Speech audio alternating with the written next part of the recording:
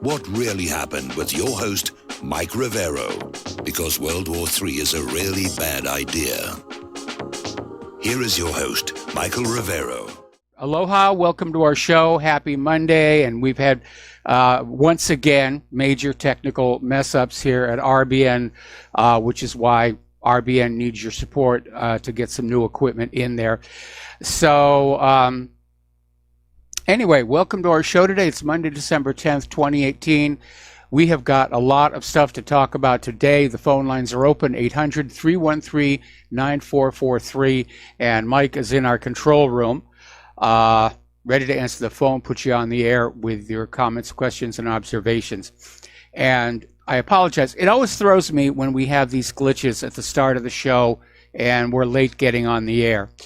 Anyway, today is the anniversary of the day that investigative journalist Gary Webb committed suicide, supposedly by shooting himself in the head twice.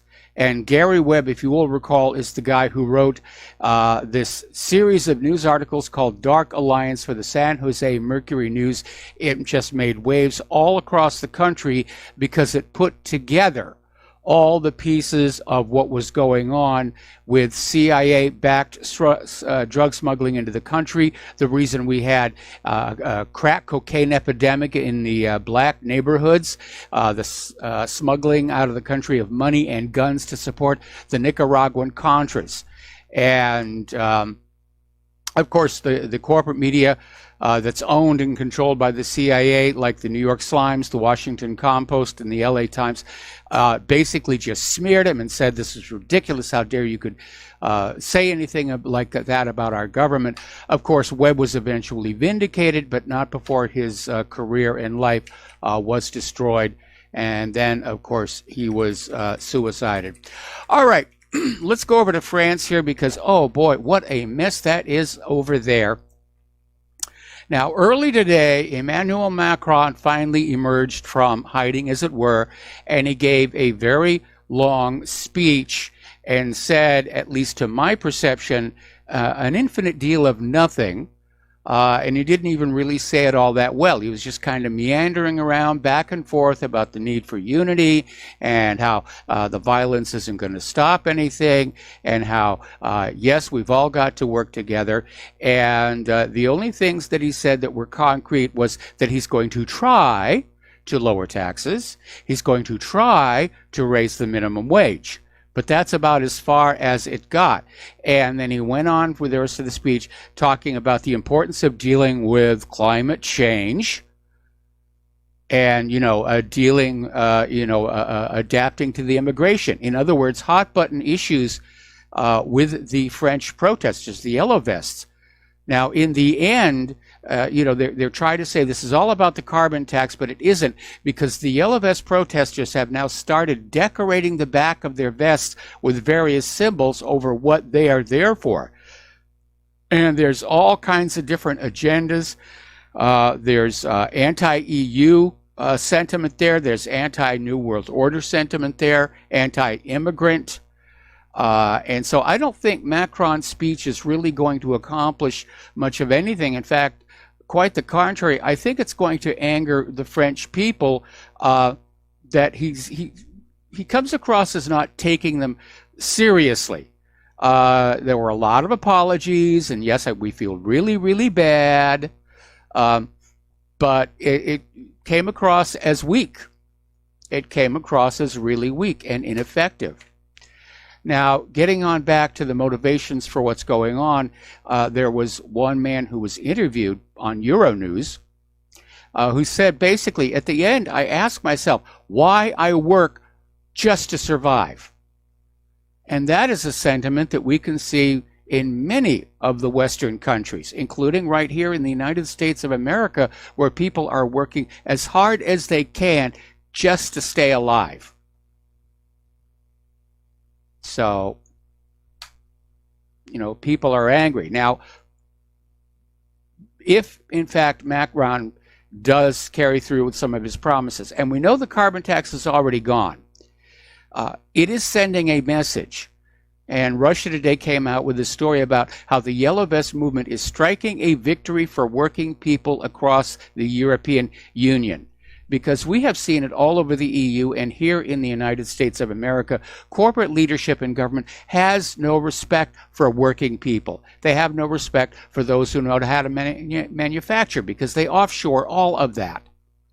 And these protests, by the way, are everywhere. It wasn't just Paris. It was all over France. It's taking place in Belgium, the Netherlands. Apparently, there was even a small Yellow Vest sympathy protest up in Canada.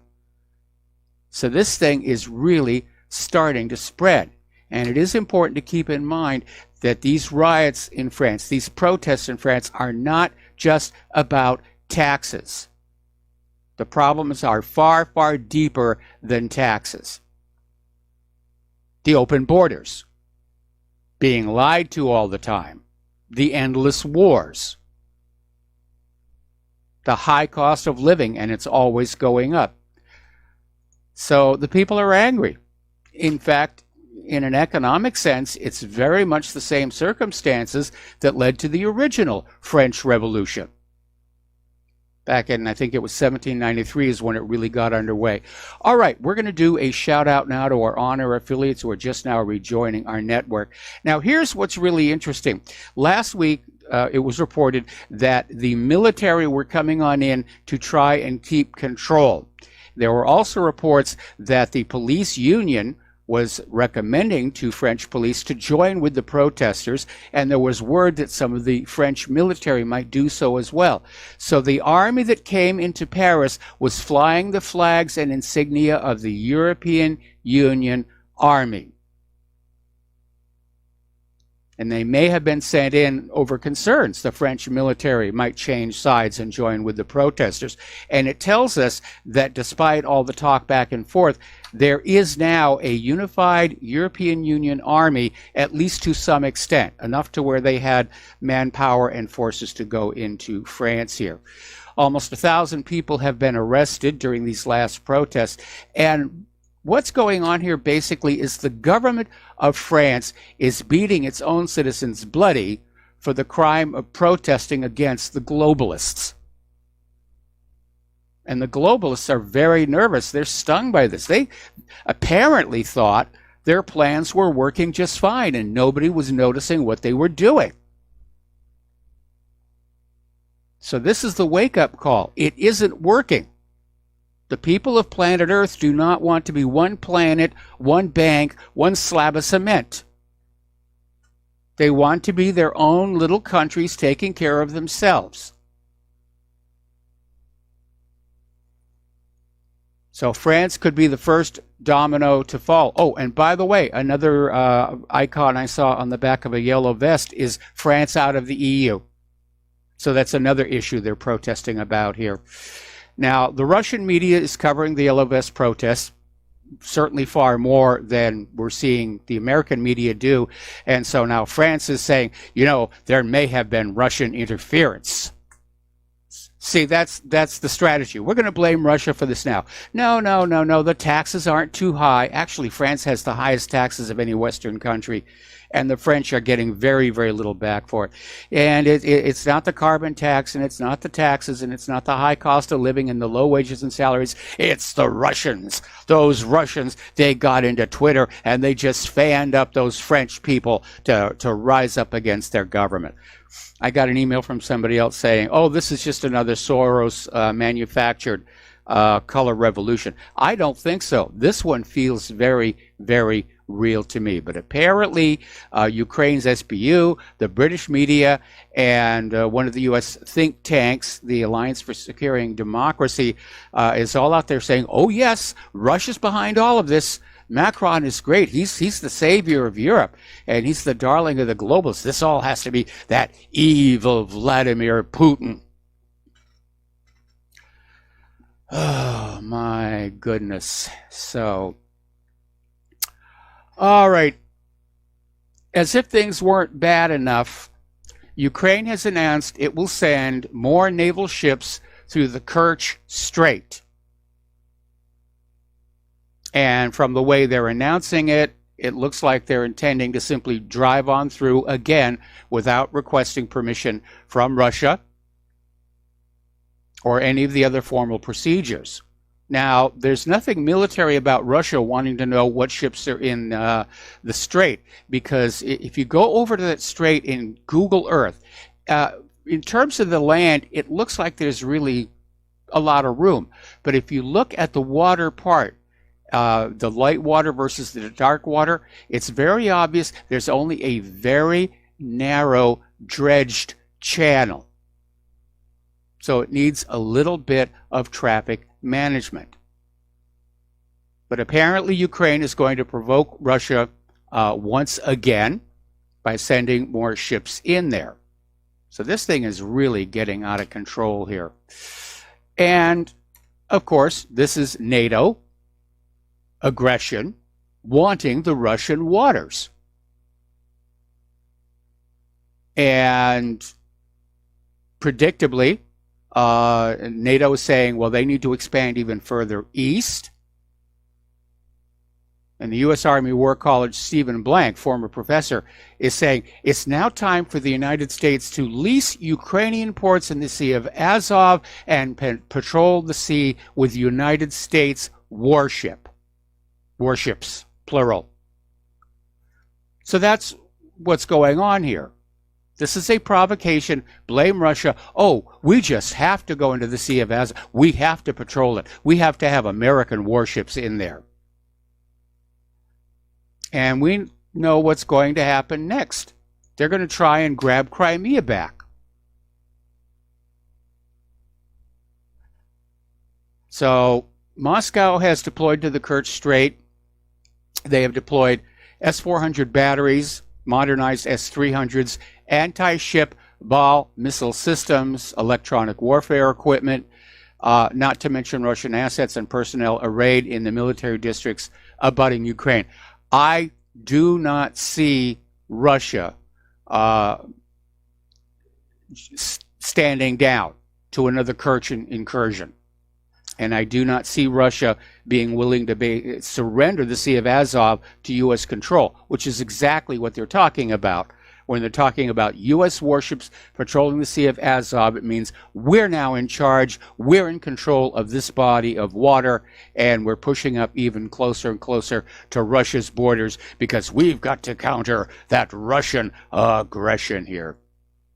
Meanwhile, the Trump administration continues to arm and train Ukrainian forces for war, and this is all based on the Ukraine Freedom Support Act of 2014 that authorized U.S. lethal and non-lethal aid to Kiev.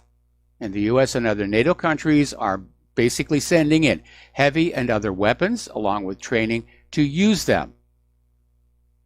The only external threats the regime faces are invented ones. No real ones exist. They're trying to manufacture a war out of thin air because, after all, war is good for the war business. And I'm sure that all of these politicians and officials' stock portfolios are already loaded up with General Dynamics and Electric Boat and Boeing and Lockheed Martin and all the rest of that, all of the war stocks, as it were. Now, Kiev is also trying to provoke Russia by having a firing line training. And they had these live fire drills with the Strela 10 surface-to-air missile systems near the Donbass line of contact. Now, at the end of 2015, the Minsk Agreement was signed, which requires the withdrawal of all heavy armaments at the same distance on both sides in order to create a 50-kilometer safety zone for artillery and tanks of more than 100 millimeters caliber. Well, apparently, Kiev has just decided the Minsk Accord is no more, and they're pushing on up into there. Meanwhile, the media is full of all these claims of satellite photos are showing, Russian tanks massing on the border. And we've been hearing that one ever since the coup d'etat in Ukraine. And there's a lot of very impressive looking satellite photos of what look like military installations and tanks, and no way to confirm they are located where the media says they're located. There isn't. If they really had confidence in this data, they'd give us the exact latitude, longitude, and we could go on in to Google Earth and verify, yes, we're looking at the same spot. Down in Syria, last November 24th, the U.S.-supported terrorists fired Western-supplied shells containing toxic chlorine at El Khaladia, Al-Nil, and Jamiat al-Zahra, Aleppo City neighborhoods. Now, unless it's treated quickly, toxic chlorine inhalation can cause asphyxiation and severe respiratory problems, and according to area hospitals, 107 civilians were admitted suffering from what was believed to be chlorine gas inhalation. Now, the U.S., Great Britain, France, Israel, the Saudis, and Turkey are involved directly or indirectly in delivering these chemical weapons to these jihadists in Syria. So Russia is saying they have irrefutable evidence of the use of these chemical munitions used on November 24th. Of course, what's coming on out is the Western press is saying, oh, no. This was Syria. This was Assad and Russia. They did this. They did this. Really? Why? Why would they do it? What motive would they have? Well, they did it to make us look bad. Sometimes the propaganda gets downright silly. I'm wondering if somewhere there's this room with a bunch of these highly paid propagandists, and they've got a dartboard, and they're writing this propaganda using the dartboard saying, okay, Assad gassed his people with pizza sauce. No, we can't go with that one. It's amazing. Over in Yemen, as you know, there was a recent attempt by the U.S. Congress to pass a bill to pull the United States out of that war in Yemen, and it went down to defeat. And the White House and the State Department are reaffirming the U.S. commitment to its lead military role in executing the Saudi coalition war on Yemen. This despite mounting civilian deaths numbering tens of thousands, devastating famine, and basically the derision of the entire world over the U.S. role in what the United Nations has dubbed the world's worst humanitarian crisis. So in comments on Sunday, a top State Department official quoted by Reuters said a U.S. pullout from the Saudi coalition would send a wrong message. Okay. Would somebody tell me the message we are sending right now by doing this? Anyway, somebody has over at Washington, no, sorry, back up here. The full transcript of Washington Post columnist Jamal Khashoggi's murder has been released and indicates that while he was being killed and dismembered, somebody was on the phone, apparently to Riyadh, just describing what was going on. And apparently, one man identified as Maher Abdulaziz Mutreb, who's a former Saudi diplomat and an intelligence official, made 3 phone calls to somebody who was a superior. Tell yours the thing is done, it's done, Mutreb allegedly said as Khashoggi drew his last breath. So, apparently, Jared Kushner has been advising Crown Prince Mohammed bin Salman on how to weather the Khashoggi slaying and its aftermath. Just a little friendly advice. This was reported by the New York Times. We're going to take a break for commercials. We'll be right back. And aloha, America. Welcome back to the show. And checking the email, I got a couple about the yellow vests.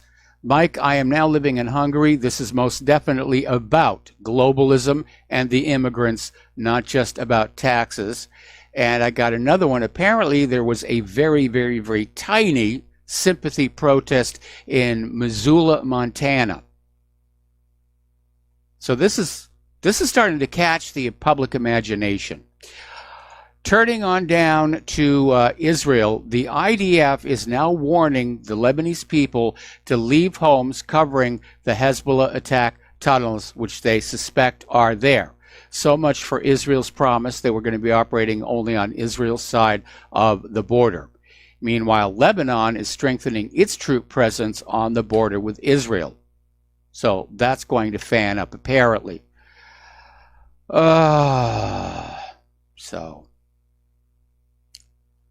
Hezbollah's second in command came out with a statement, and it may be true, but I wish he'd kept it to himself because it's not helping. He said there is not a single point in the occupied territories out of reach of Hezbollah's missiles. This came from Deputy Secretary General Sheikh Naim Qassam. That's Hezbollah's second in command. Israel is turning its attention to Operation Northern Shield, which appears to be both about Syria and Lebanon. And Netanyahu is saying we need to put our focus there, but there could still be another military campaign in Gaza. He just wants to fight everybody. Now, there's a little bit of a kerfuffle going on between Israel and the United States, and it involves some used, if you will, F-16s, $500 million worth of them, which Israel wants to sell to Croatia. And there are 2 points where the United States is, well, there's one point where the United States is upset and one point where you ought to be upset. Where the United States is upset is that Israel has added advanced Israeli-made electronic systems to these F-16s as part of efforts to get Croatia to buy the planes, and the United States is not necessarily happy that Croatia will have access to this technology. The other issue that you should be angry about is that Israel didn't buy these planes from the United States. You paid them. You paid for them. They were considered part of U.S. foreign aid to Israel. The profit. Okay, we're going to go to the phones here. We've got Robert in Northern California. Aloha, Robert. Welcome to the show. What's on your mind? Aloha, Mike. As always, I hope you and Claire are doing well. We are. And I guess the biggest thing on my mind... Good, sir. I'm glad to hear she's doing better, I assume. Yes. Oh, good. I've got 2 big things on my mind today. You've been hopping all over the board, and I know you would like us callers to be able to stay on track with what you're currently talking about, but sometimes we sit on hold for 20 minutes, so it's actually kind of hard. I'm not going to lie to you. But I was going to go back, if you don't mind. That statement. I try and get to the phone calls as quickly as they come on in. So I don't know. Well, for the last, today, for example, for the last 20 minutes, I was trying to call in, and it would seem that somebody was on the coffee break over there in the control room, and I don't blame them for it. They are so busy. So don't get me wrong. I'm not blaming anybody, but it so happened that I was trying to get on the phone back when you were talking about the Kerch Strait. I happen to be a mariner, and I was just looking over the charts of that area as you were talking about it. And did you know that if you were to park 2 oil tankers end to end in the Kerch Strait, you'd be able to all but block it off? Yep. Oh, yeah. Yeah, I mean, that was just kind of something that I was looking at. It wasn't the reason that I was calling, but I thought I'd mention it. No, the biggest thing I'm calling about, well, it's this foreign aid. I mean, why are the... All right. You already know where I'm going with this. Why are we funding all of these countries that are doing absolutely nothing for us? Why are we wasting all of this money that we could otherwise be using in our own budget? And on top of that, why don't we have any of these congressional people or these Senate people or these government employees actually doing anything that benefits people? When are we going to stand up and do something about this? Well, I don't know. I'm about ready to go out and buy a yellow vest myself, to be very honest. And oh gosh, I'm sorry. Go ahead. I didn't mean to laugh. I just agree with you so well. I couldn't help but giggle. Go ahead. I say funny things, trying to keep things a little bit light here. But the U.S. basically, it's called foreign aid, but it's really basically bribing foreign government officials to implement U.S. policy around the world, because that's less expensive than just trying to conquer everything militarily. As far as our government not really paying attention to the American people, I've mentioned before, this has become a major problem. And every single day we see it on the corporate media. They are so busy fighting amongst themselves. They're just letting the nation slide downhill. Anyway, Robert, we got to take another break for commercials here. Stay on the line. I'm going to come right back to you after these words from our sponsors. And aloha, America. Welcome back to the show. We're talking with Robert in Northern California, and we're talking about the situation in the Middle East and the situation in Crimea. And Robert, did you have something else you wanted to share with us? Well, yes, sir. It's not nearly as bad that we have all this foreign funding going on with all these third world countries that are really not having our best interest in mind. But when I look at the bigger picture, I see what we have here in our own domestic country. We've got so many problems right now, and I don't even know how to begin to deal with them. I'm just looking at everything. I'm glad that I had some time over the commercial to think about it. Oh, and by the way, if I could help just giving out a shameless plug here in your benefit, that Frontside Academy, guys, listeners, you guys don't realize what a beautiful benefit that is. They are offering you guys such a deal right now. You really, really should take care of that. If there's any chance that you can make it to Las Vegas, even like 3 times a year, believe me, folks, this is so worth it. And so I want to thank Frontside for offering you guys that opportunity. And, back to the farm here, I'm just looking at everything that's going on here domestically, and I'm starting to wonder if, Mike, for example, you're always talking about the importance of preparations, right? Food, Yes. water, that sort of thing, right? Yes. Well, don't you think maybe it's just a good idea that each one of us put back that $17 for a yellow vest just in case? I'm not saying it's going to come to it. I hope it doesn't. But I'm starting to get serious about this. I'm starting to really look over every news site that I have the opportunity to be able to visit. And I've got full internet. I can look at Breitbart or WorldNet Daily or Blacklisted News or the Gateway Pundit or insert liberal term here. And don't get me wrong, I also check CNN, CBS, all those mainstream media sources to make sure that I've got a very well-rounded view of what is being told to the American public right now. I'm starting to realize that we don't have a whole lot of time left for us to either stand up or get in line, because we're either going to accept our slave masters or we're going to try to remind them that it is the people that control this country. We're getting to a fine line, my brother. And I would love nothing more than a peaceful revolution. Well, a peaceful revolution is obviously what we desire here, but as Robert and John Kennedy used to say, when peaceful revolution becomes impossible, violent revolution becomes inevitable. I personally would like to avoid that. It's bad for tourism. It's rough on the landscaping. I am still of the theory that our country, our government, is in the process of tearing itself apart.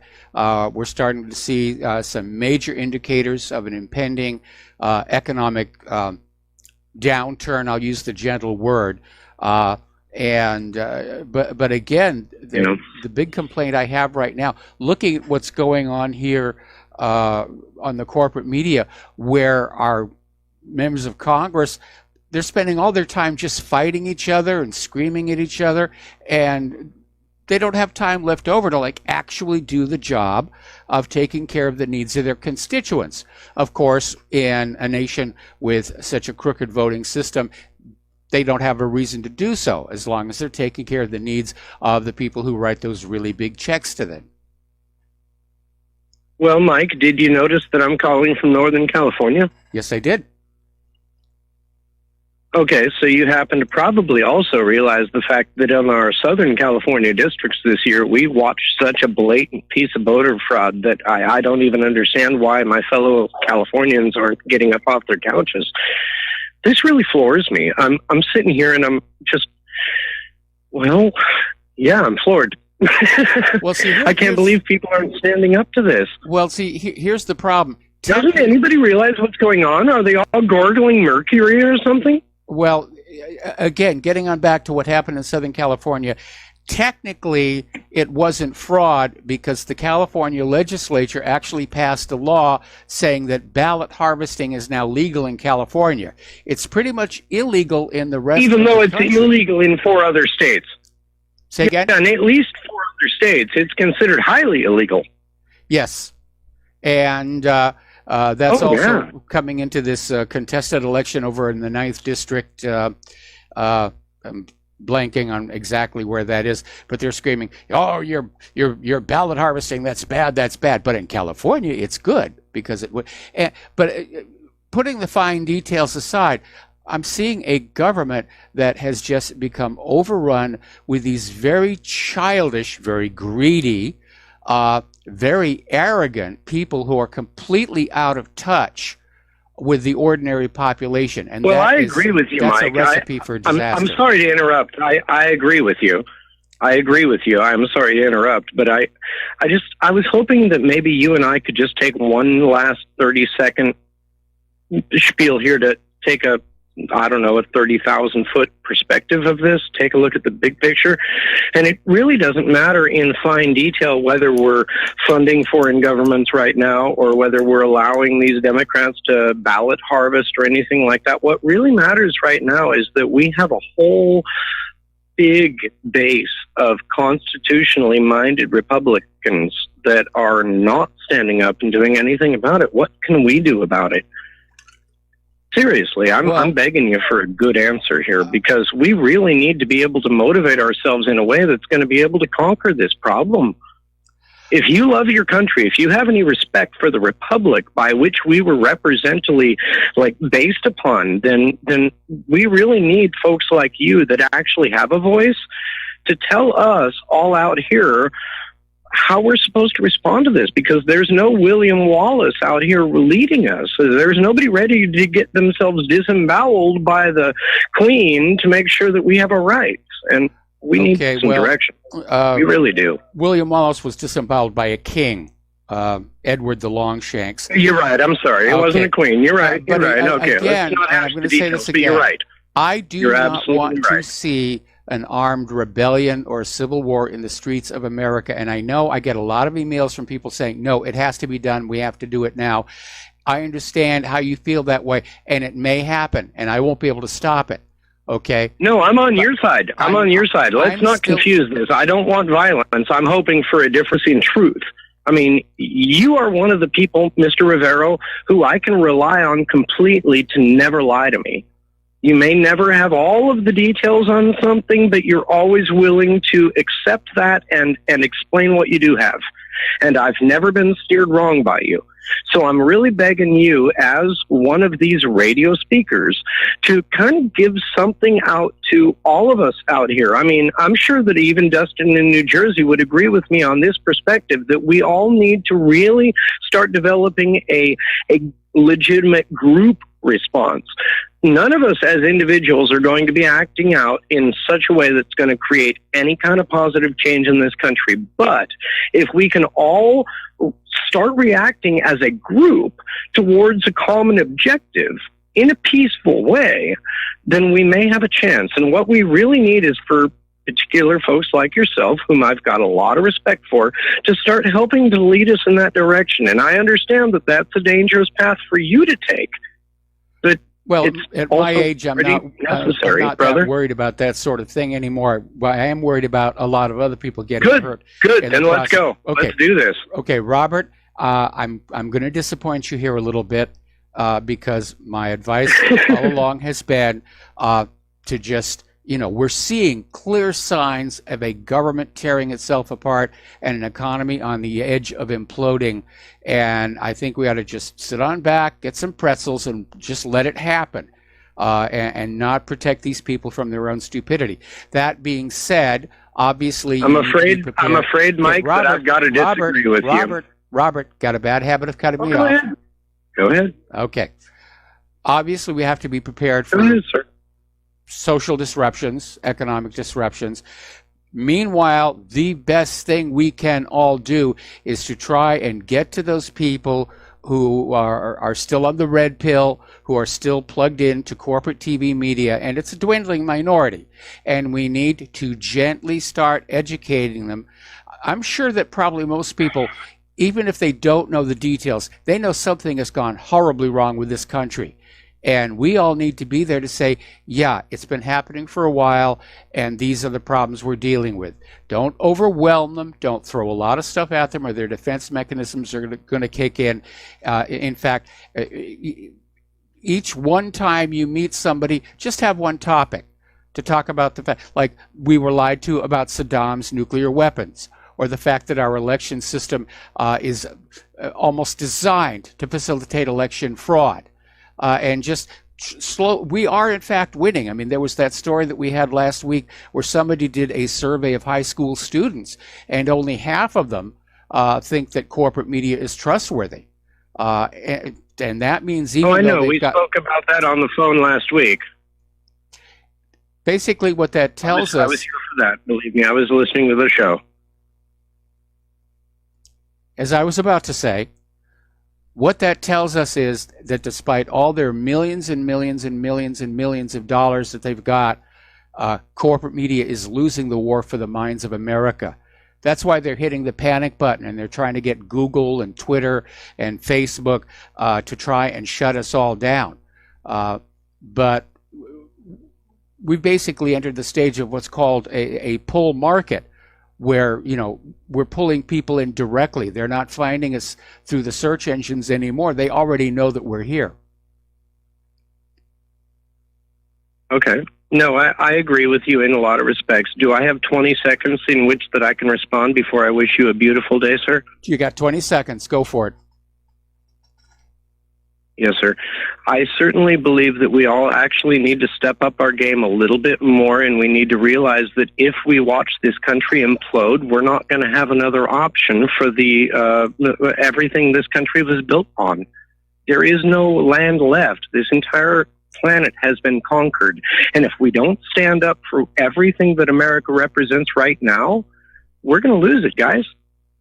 Let's do everything as peacefully as we can, but let's not lose this, please. Well, we're going to... That's my 20 seconds, sir. And I really wish you and your best... I mean, look, you and Claire, you provide an invaluable service, and I appreciate every day that I'm able to listen to you guys. Don't ever, ever distract yourself from that fact. Don't ever take any of my complaints or my I don't know, I guess my debates as any indication that you guys are not doing a wonderful job, because I so believe in what you guys are doing. Thank you so much for what you're doing. But the reality of it is, if we don't stand up for our country, we're going to lose it.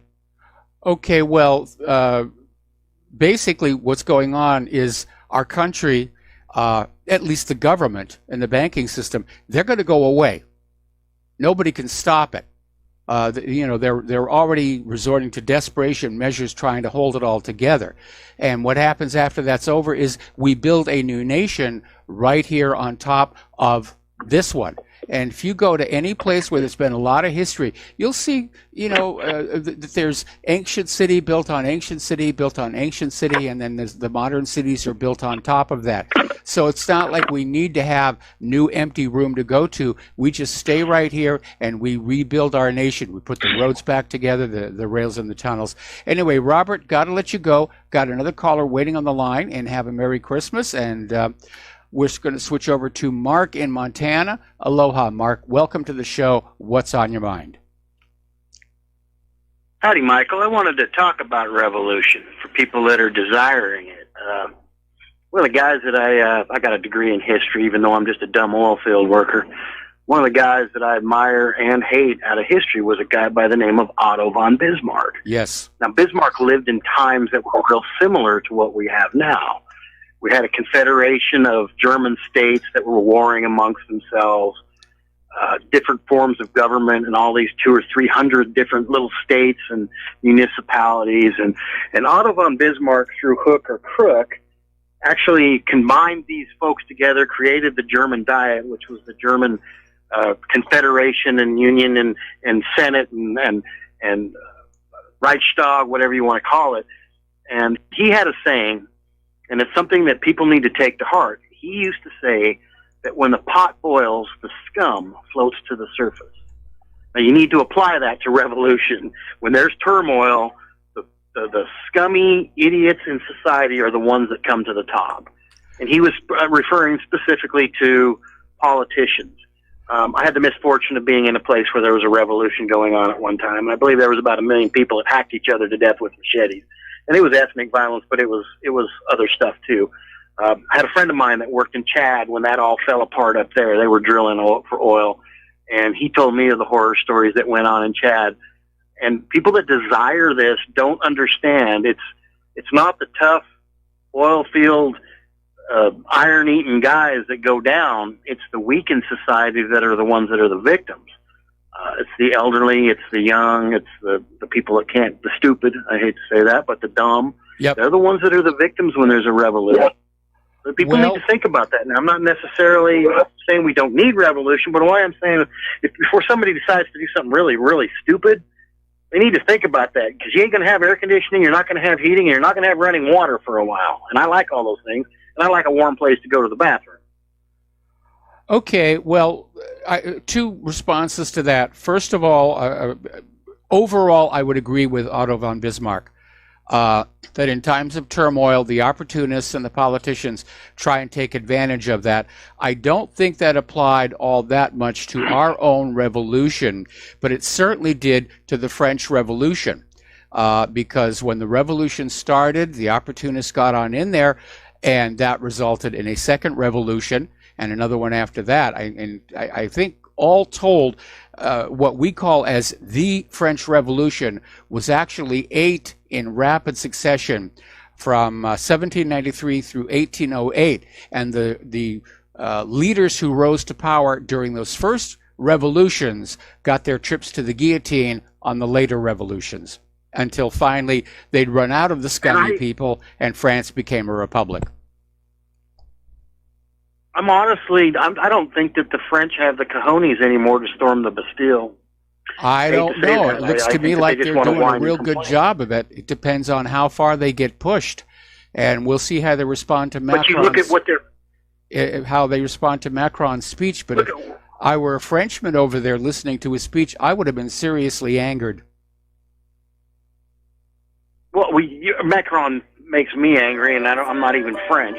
But if you look at what they're begging for, they want more cheaper housing and more wages, and they're wanting more government. Yet they're complaining. No, they don't want more government. They want the government to leave them alone. Mark, I got to let you go. We got to take a break for commercials. We'll be right back. Aloha, America. Welcome back to our show here. And last week, there was a bit of a confrontation at the United Nations General Assembly, in which several measures were put forward that were very pro-Israel. One was a U.S.-backed measure to condemn Hamas. That went down to failure and was seen as a huge blow to Israel and the United States. Now, General Assembly resolutions are not binding. It is merely taking a vote of the sense of the world, how they feel about what's going on. But generally, the sentiment coming out of the General Assembly is that they have really had it with Israel. And another good example would be a resolution. They had 6 resolutions passed condemning Israel. One of them, A73L29, which was entitled simply Jerusalem, called for respect for the historical status quo at the holy places of Jerusalem, including the Haram al-Sharif. Now, what this resolution is basically suggesting is the rest of the world does not see a connection between Judaism and the Al-Aqsa Mosque. And the fact that the United Nations resolution used Haram al-Sharif rather than the Temple Mount is seen as a further indication of the rejection of Israel's continued claim that they own it all. This resolution received 148 votes in favor and only 11 against. So the world's getting really tired of all that. So, inevitably, in a fit of tantrum, Israeli settlers, led by the Minister of Agriculture, have stormed the Al-Aqsa Mosque yesterday morning, accompanied, of course, by military reinforcement security from the Israeli Occupation Army. Because when you're going to go storm into somebody else's church, you take the military along with you to make sure that you get to do what you want to do. So according to sources at the Islamic Endowments Department, Israeli Minister of Agriculture Uri Ariel was leading a group of extremist settlers who entered through the Mughrabi Gate in the western wall of the mosque. Meanwhile, the Legislation Committee of the Israel Knesset yesterday approved 200 extra communities where non-Jewish inhabitants can be banned. That's 200 communities. Actually, it's a total of 700, 200 new ones. So Israel is, if you say they're being racist or an apartheid state, they scream you're an anti-Semite that wants Hitler to come back and gas the Jewish babies in the oven. But this is it. 700 communities where non-Jews can be banned and stopped at the borders. This is like the Jim Crow laws in this country. And if it's racist here, if it was racist in South Africa, then it's racist in Israel. And that is just the hard reality. And I think, again, the world is being fed up with Israel just behaving like this, and with the assistance of the United States just being able to say, nope, nope, nope, we're not being bad people at all. Really, really, God willed it. God willed it. We'll be right back after station identification. And aloha, America. Welcome back to our show here. And down in Iran, their Navy has launched a new stealth warship in the Gulf. It's called the Sahand Destroyer. It has advanced warfare capabilities, including anti-aircraft guns and surface-to-air missiles. And it's domestically produced within Iran. So they're just getting on out there, getting ready to defend themselves. They can see what's coming. Or maybe not. Interesting little article coming out of NBC News, no less, saying that Trump's international anti-Iran coalition may be falling apart and he does not have a backup plan. Now, Trump set out to pick a fight with Iran from the early days of his administration, and he was out there thumping his chest, but there have been a whole bunch of developments that seem to be pulling the rug out from under his feet. First, the U.S.-Saudi relations are now in their greatest crisis in history following the murder of journalist Jamal Khashoggi. And the U.S. has turned a blind eye to the Saudis' involvement in the spread of terrorism, but Trump's shameless protection of Crown Prince Mohammed bin Salman caught everybody's attention. People are starting to notice that. Second, Saudi Arabia has already angered President Trump by cutting its oil production, arguably undermining its sole role in Trump's Iran strategy. Now, Israel has played a critical behind-the-scenes role in Trump's Iran policy. Actually, they're back there pushing on his shoulder blade saying, get him, get him, get him, get him. But now Netanyahu himself is facing his own existential fight for his political future. Israeli prosecutors have recommended indicting him again this week, and he may be forced to have early elections as his government falls apart. Trump's own political maneuverability is at risk. Now that he's lost the House of Representatives, they're going to be coming after him. They've already said they're going to be just investigating everything. Payments to Stormy Daniels, which, by the way, there's actually nothing illegal about that. Does he tear the tags off of his couch cushions? Does he have overdue library books from 30 years ago? So Trump is probably not going to be able to make Iran a priority. But the most important thing that has hit this agenda is the current sanctions policy failed to produce all that it was supposed to. Trump promised that the Iranian currency would continue to fall, Tehran's oil exports would go down to zero. Now, Iran's economy is hurting, but the currency has stabilized. And Trump himself was forced to issue 8 sanction waivers to European and Asian countries, undermining the policy right from the start. So it's fallen apart.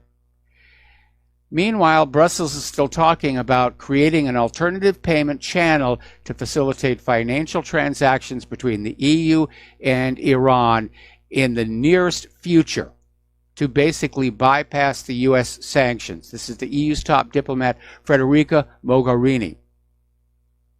And again, the rest of the world is just getting tired of U.S. bullying and Israeli bullying. Speaking of bullying, China has summoned the U.S. envoy to lodge a strong protest over the arrest of the Huawei, I guess it is pronounced, CFO Meng Wanzhou. And China's foreign ministry has announced that, according to Reuters, Washington should also withdraw its arrest warrant. Now, any further measures will depend on the next steps taken by the U.S. Vice Foreign Minister Li Yancheng told the ambassador, the news agency said.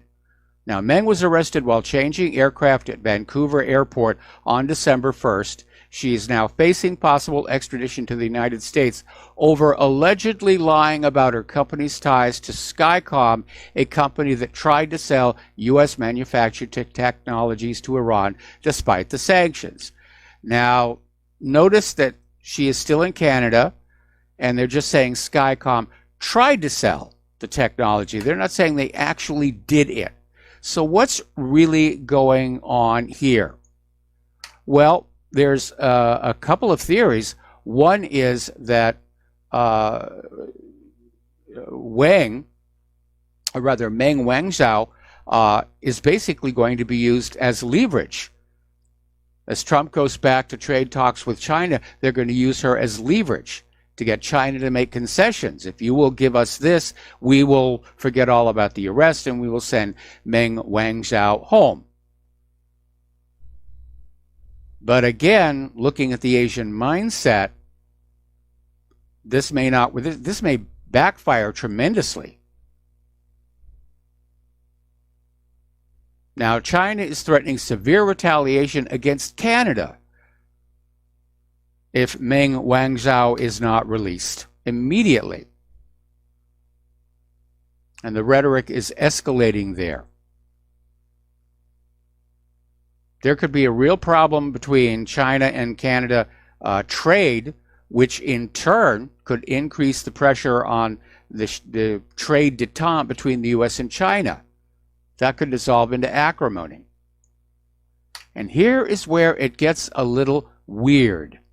Apparently, somebody broke into Meng Wanzhou's home in Vancouver. And there are no details yet available about the number of people involved or the motivation for the break-in or whether or not it's related to what's going on diplomatically. It may be somebody was either looking for evidence or planting evidence. That would be my guess. And there's been a new dimension that's been added into this.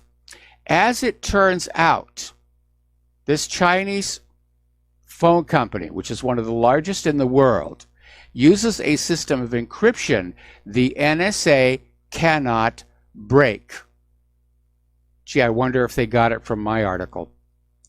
And apparently, a number of governments and secret services have ordered their staffs to equip themselves exclusively with these Huawei materials, these phones, in order that the Five Eyes cannot spy on them.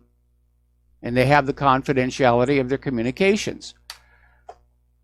And I'm sure the NSA is just absolutely livid about that. How dare you keep yourselves private from us? You're not allowed to do that. So what if they set up this arrest? Because remember, Trump didn't even know it had gone down when he was having dinner with Xi Jinping. And it wouldn't be the first time an intelligence agency just went on out and just did something. Remember Iran-Contra down in the 1980s. Reagan didn't know anything about that at all. And the NSA's attitude would have been, we need to find some way to get a backdoor into this product, and we don't care if it wrecks the economy in the process, and maybe that's going to be the quid pro quo. They'll send this CFO back to China if the phone company agrees to install a backdoor. We're going to do a shout out now to our on-air affiliates who are just now rejoining our network. Adding more fuel to the fire. Apparently, the U.S. Treasury has imposed new sanctions on 3 top North Korean officials, including a close aide to leader Kim Jong-un. And Cho Ryong-hae, the director of the Workers' Party of Korea, Jong Kyung-taek, the North Korean Minister of State Security, and Pak Kwang-ho, the director of the Propaganda and Agitation Department for the Workers' Party, have all been added to the sanctions list. That's not a really good way to try and get negotiations going forward. And again, I see this as signs of a badly factionalized U.S. government. Left hand and right hand not in accord. The U.S. has donated a total of 38 J-8 Jeeps to the Guatemalan military. This actually happened last October. It's just coming out now. And supposedly it's going to be used for anti-narcotic operations. The war on drugs, meaning the war on the other guy's drugs. And in the spirit of making sure that no part of the planet is safe from the coming world war, a ship with a container full of the latest weaponry for the needs of a future Kosovo army is on its way across the Atlantic to the port of Durrës in Albania. And apparently the dangerous cargo will be taken from there to the Kosovo Security Forces bases. So the U.S. is now arming the Kosovo army. Boy, everybody's up in arms these days. Over in Togo, which is in West Africa, they have protests as well. And deaths have resulted. Opposition leaders are accusing regime soldiers of using live fire. And they're urging for those protests to continue as well. Okay, so let's talk about some weapons here. There's a new video out of a new Russian combat laser. It's ground-based. It's in a truck. They didn't demonstrate it actually firing, but it looks very, very impressive. And Russia's putting it on out there saying, well, if the U.S. is going to abandon the INF treaty, we're going to need a lot more of these things, like these laser combat systems. And my understanding is that Russia is way ahead of the United States on lasers, in particularly dealing with the problem of thermal blooming, which tends to limit the range of optical lasers here. We've mentioned this before, but it's worth mentioning again. NATO is saying they're completely vulnerable to Russian electronic warfare systems. Now, we know that's probably true because of what happened to the USS Donald Cook up in the Black Sea, but I'm sure the reason NATO is coming on out and admitting it is they want more money. Please give us more money. All right, we're going to take a phone call now from John in Vancouver. Aloha, John. Welcome to the show. What's on your mind? John, are you there? Hi, Mike. I hope you can hear me okay. I hear you now. Hello? I hear you now. Okay. You're on the air.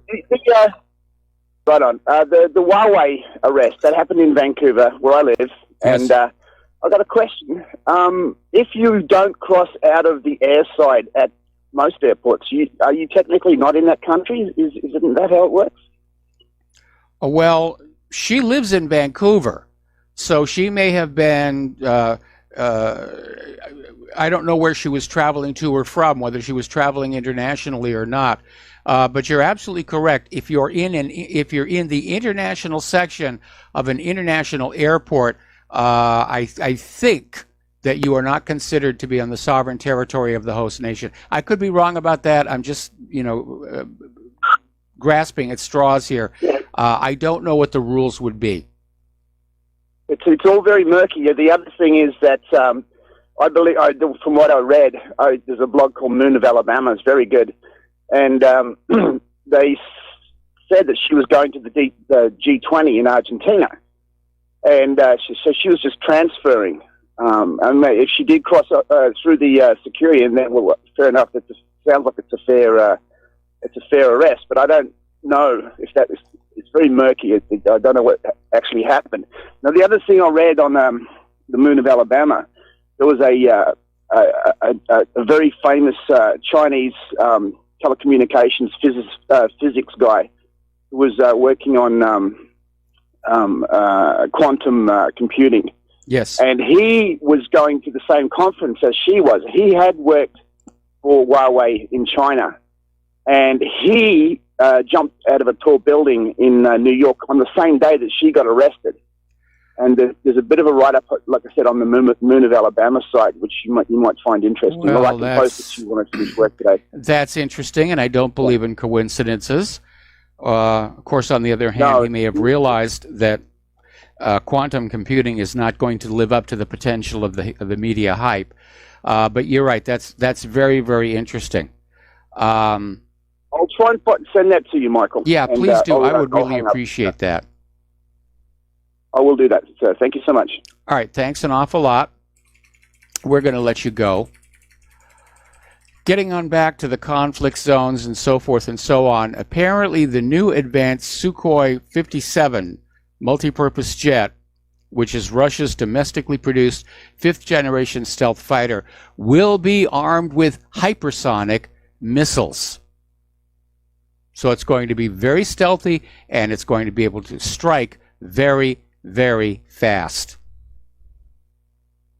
Now, getting back on over to the F-35, the much beleaguered, the much troubled F-35. It's developing some problems, and apparently they're now starting to acknowledge its invisibility has been compromised. And apparently part of the problem is the stealth configuration involves the aircraft's shape to remain pretty much constant. And unfortunately, as the aircraft gets flown more and more, bits of it are starting to sag. And that is changing the anti-radar profile. And over at Defense Aerospace, they wrote how the famous high-tech framework of the F-35, it's losing its properties faster than anyone has counted. And it can show up on radars. It can show up just like a passenger jet. And they're trying to figure out what to do about it. If they have to basically, every time the aircraft is used, they have to go back in and sort of tighten the lug nuts or something. But they're saying the formwork, Lockheed is saying the formwork has defects, but you don't need to change them all that often. But that's what the military is saying. That's going to have to be changed after every single flight. And there's yet another problem that came out over the weekend, because over the outside skin of the F-35, there's a special coating that is supposed to help absorb radar energy. And apparently it is deteriorating much more rapidly than anybody expected. This thing is a piece of junk.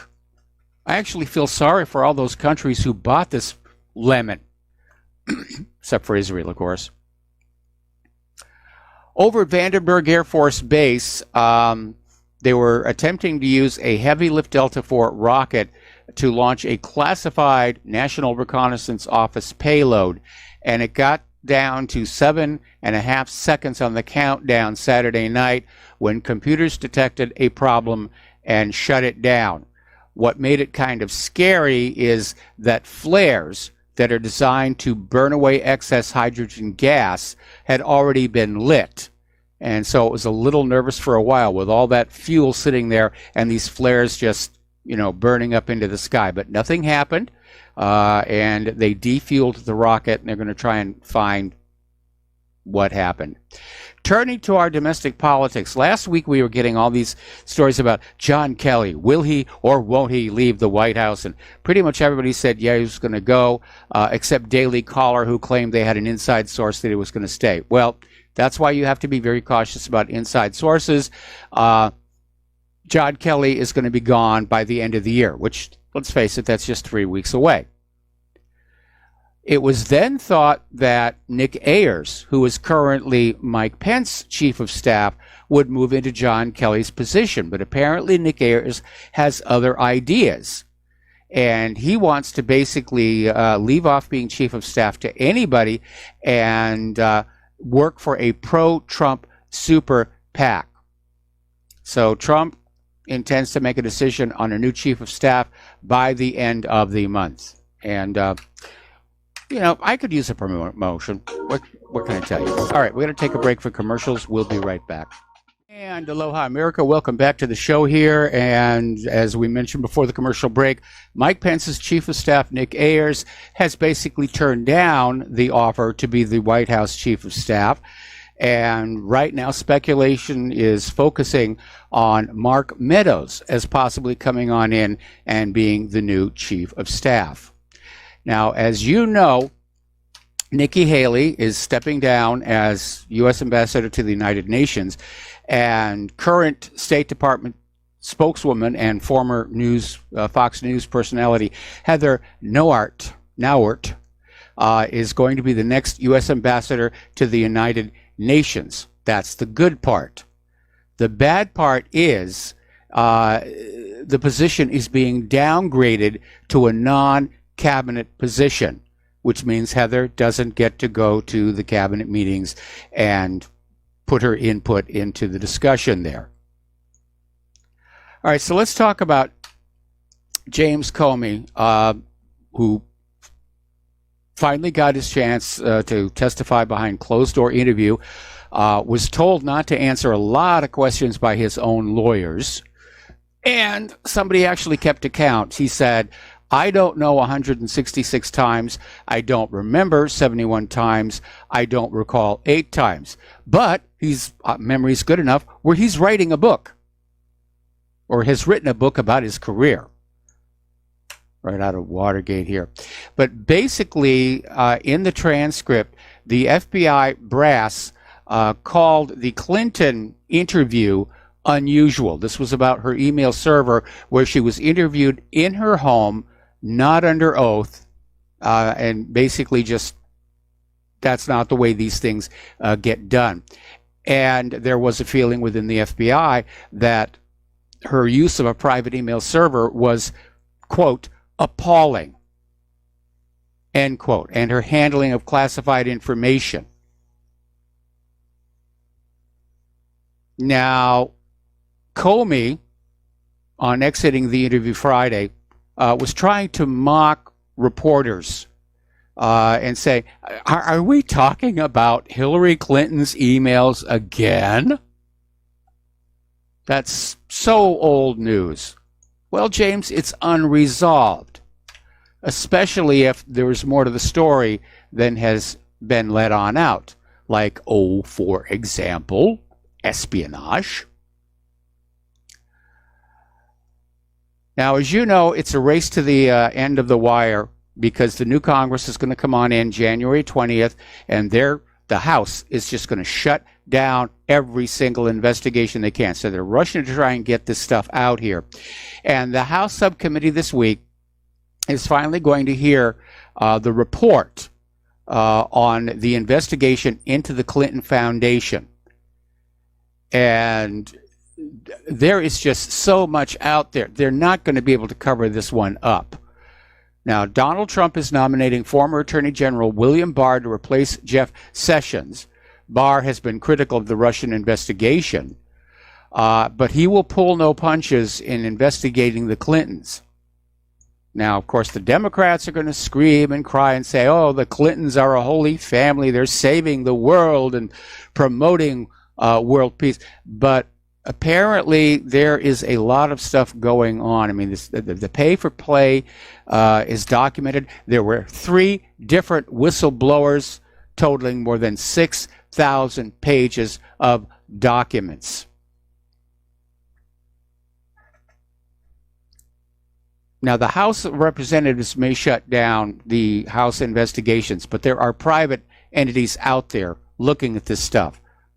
Judicial Watch, Freedom Watch, and now this MDA Analytics LLC. And apparently the CFO of the Clinton Foundation, Andrew Kessel, was talking with investigators from MDA Analytics and basically spilled the beans, saying he knew where all the bodies are buried. And Kessel told MDA, there is no controlling Bill Clinton. He does whatever he wants, and he runs up incredible expenses with foundation funds. Bill Clinton mixes and matches his personal business with that of the foundation. Many people within the foundation have tried to caution him about this. He does not listen, and there really is no talking to him. Now, there comes a point where your hubris, your pride, your arrogance can become your downfall. And I would say, at least as far as Bill Clinton is concerned, this may be it. Or during the foundation, they felt they were untouchable, that they could do what they wanted, and nothing was ever going to happen. But there is so much that is coming on out. Even the corporate media has started to cover some of this stuff. And all they need to do is to get the Department of Justice to commit to an investigation, or get the IRS to commit to an investigation, and then the new democratically controlled House of Representatives can't do a thing about it. All right, we're going to take another break for commercials, and we will be right back. And aloha, America. Welcome back to our show here. And we're going to talk about a story that was mentioned briefly in a phone call earlier in the program. It has to do with the issue of ballot harvesting. Now, over in North Carolina, the Democrats are out there screaming that ballot harvesting was used to cheat the Democratic candidate out of the election. He's withdrawn his concession. They're still thrashing around. They don't know where that's going to go here. But out in California, where ballot harvesting was switching red districts to blue, it was a great thing. It flipped 7 seats out in California. But of course, out in California, it's legal.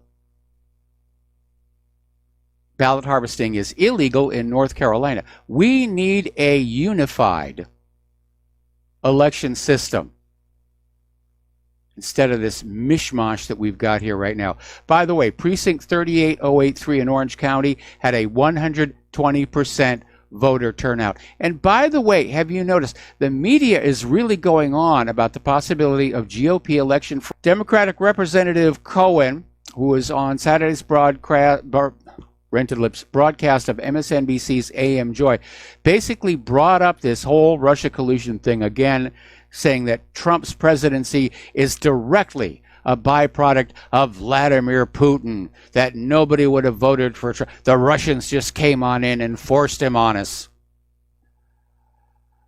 It's ridiculous. It really, really is. Now, Alexandria Ocasio-Cortez, she's saying a lot of really bizarre things. She's out there making promises she can't possibly keep. And now, of course, she's claiming Jewish ancestry as part of the pandering. And apparently, while at a photo shoot for Politico at Harvard last Thursday, Alexandria Ocasio-Cortez basically said she might run for president in 2020. There's only one small problem. Alexandria is just 29 years old, and the Constitution requires the U.S. president to be at least 35 years old. So Alexandria Ocasio-Cortez, a member of the United States House of Representatives, does not know the Constitution, the fundamental law of the United States of America. It's not that hard to get. They're all over the place. You can get a copy of that thing. Go on down to the National Archives, read the original. Anyway, let's talk about the economic news here. India and the United Arab Emirates have agreed to trade in their local currencies. They have a currency swap agreement that operates without the involvement of a third country, meaning goodbye to the United States dollar. And they've stated it's to reduce the dependency on hard currencies like the U.S. dollar. Everyone's getting sick and tired of the weaponized hegemonic U.S. dollar. Apparently, Goldman Sachs, they were sort of being optimistic, and they were predicting a 4 Fed rate hikes for next year, which is even higher than the Federal Reserve's own dot plot forecast, which anticipates 3 rate hikes next year. Well, Sunday night, Goldman capitulated, and in a note titled "The Ides of March," said that, yeah, there's less than a 50% probability of a rate hike in the March, at which point the dollar slid. It's amazing how fragile the economy is. Just little tiny things, and all of a sudden everything goes into chaos, especially the stock market. The United States has now set a hard deadline for China trade talks, saying that there will be a deal before March 1st or tariffs will go up.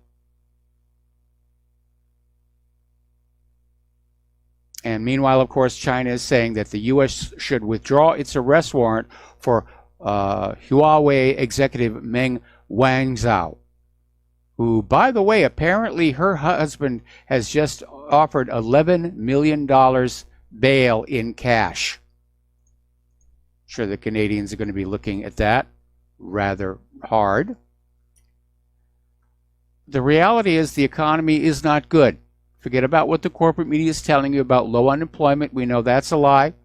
We know that the claims about GDP growth and interest rates, they're a lie. Right now, people are struggling with an incredible amount of debt from student loans and credit cards. And I wonder at those people who are so brainwashed that even though they're struggling with all that debt, boy, are they whipping out that plastic for this holiday shopping season.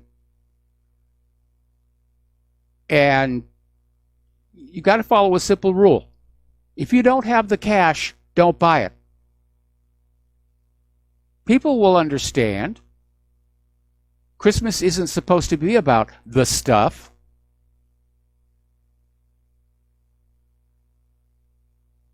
Remember Dick's Sporting Goods? They decided they were going to go pro-gun control, and they stopped carrying and selling firearms. As we're going to take a stand here. And immediately their business plummeted. Sales are down 4%. They're going to be forced to close 35 stores.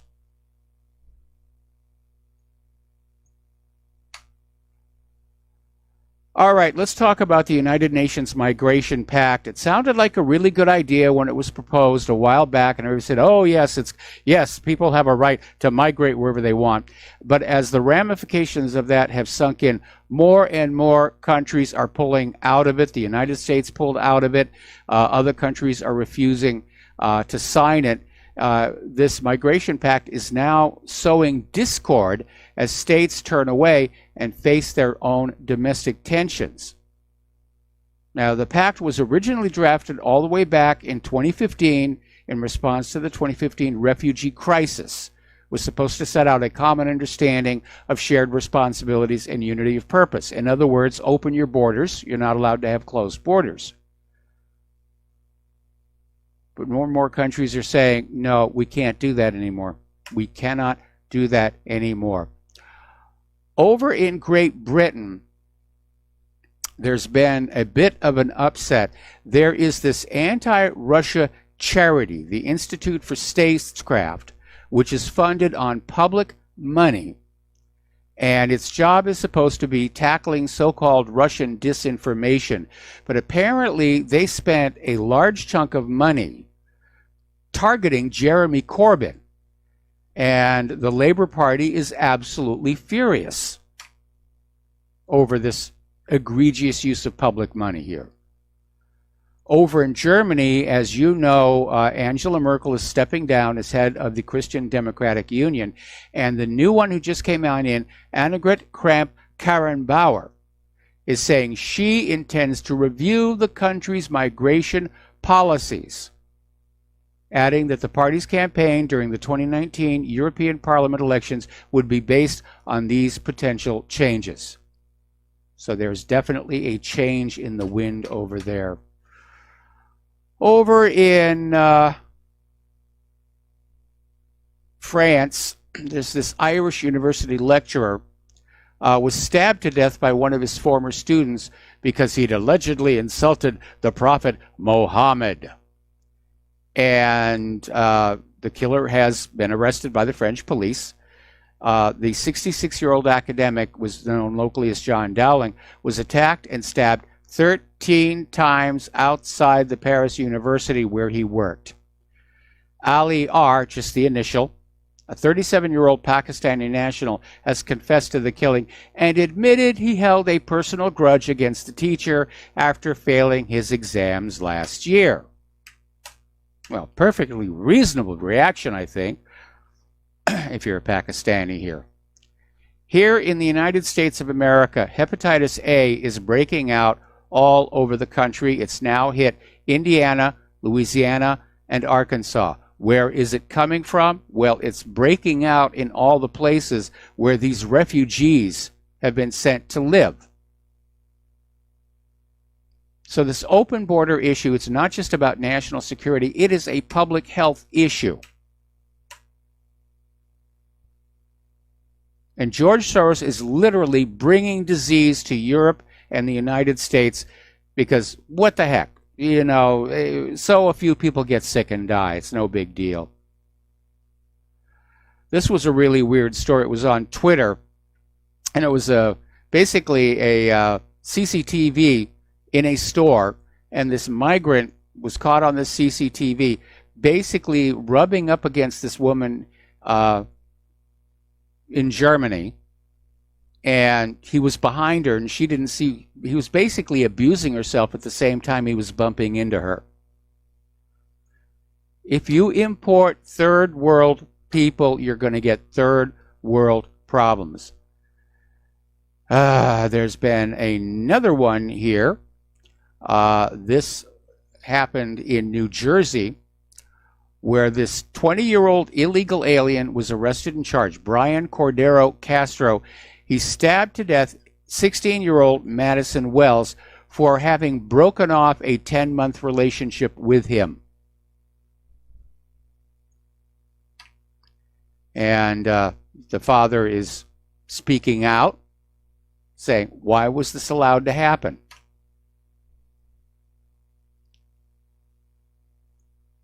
Kevin McAleen, Commissioner of the U.S. Customs and Border Protection Service, said that human smugglers in Central America are running their operation like travel agencies.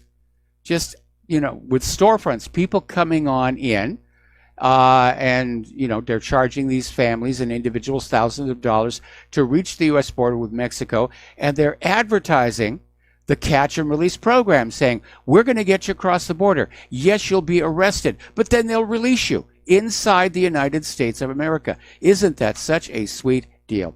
All right, we're going to take a phone call now from Dustin in New Jersey. Aloha, Dustin. Welcome to the show. What's on your mind?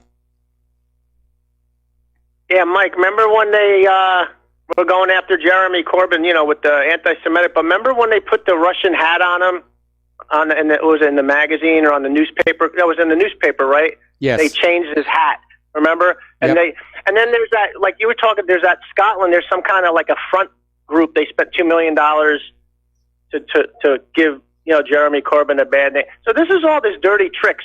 Yep. You got these third party groups, you know, companies, like, you know, which could be labeled like the intelligence agencies front groups, right? That's what it is, right? Yeah. MI5, you know, and yeah, and they go after the politicians. I mean, look at over here. The CIA was spying on our own senators and congressmen.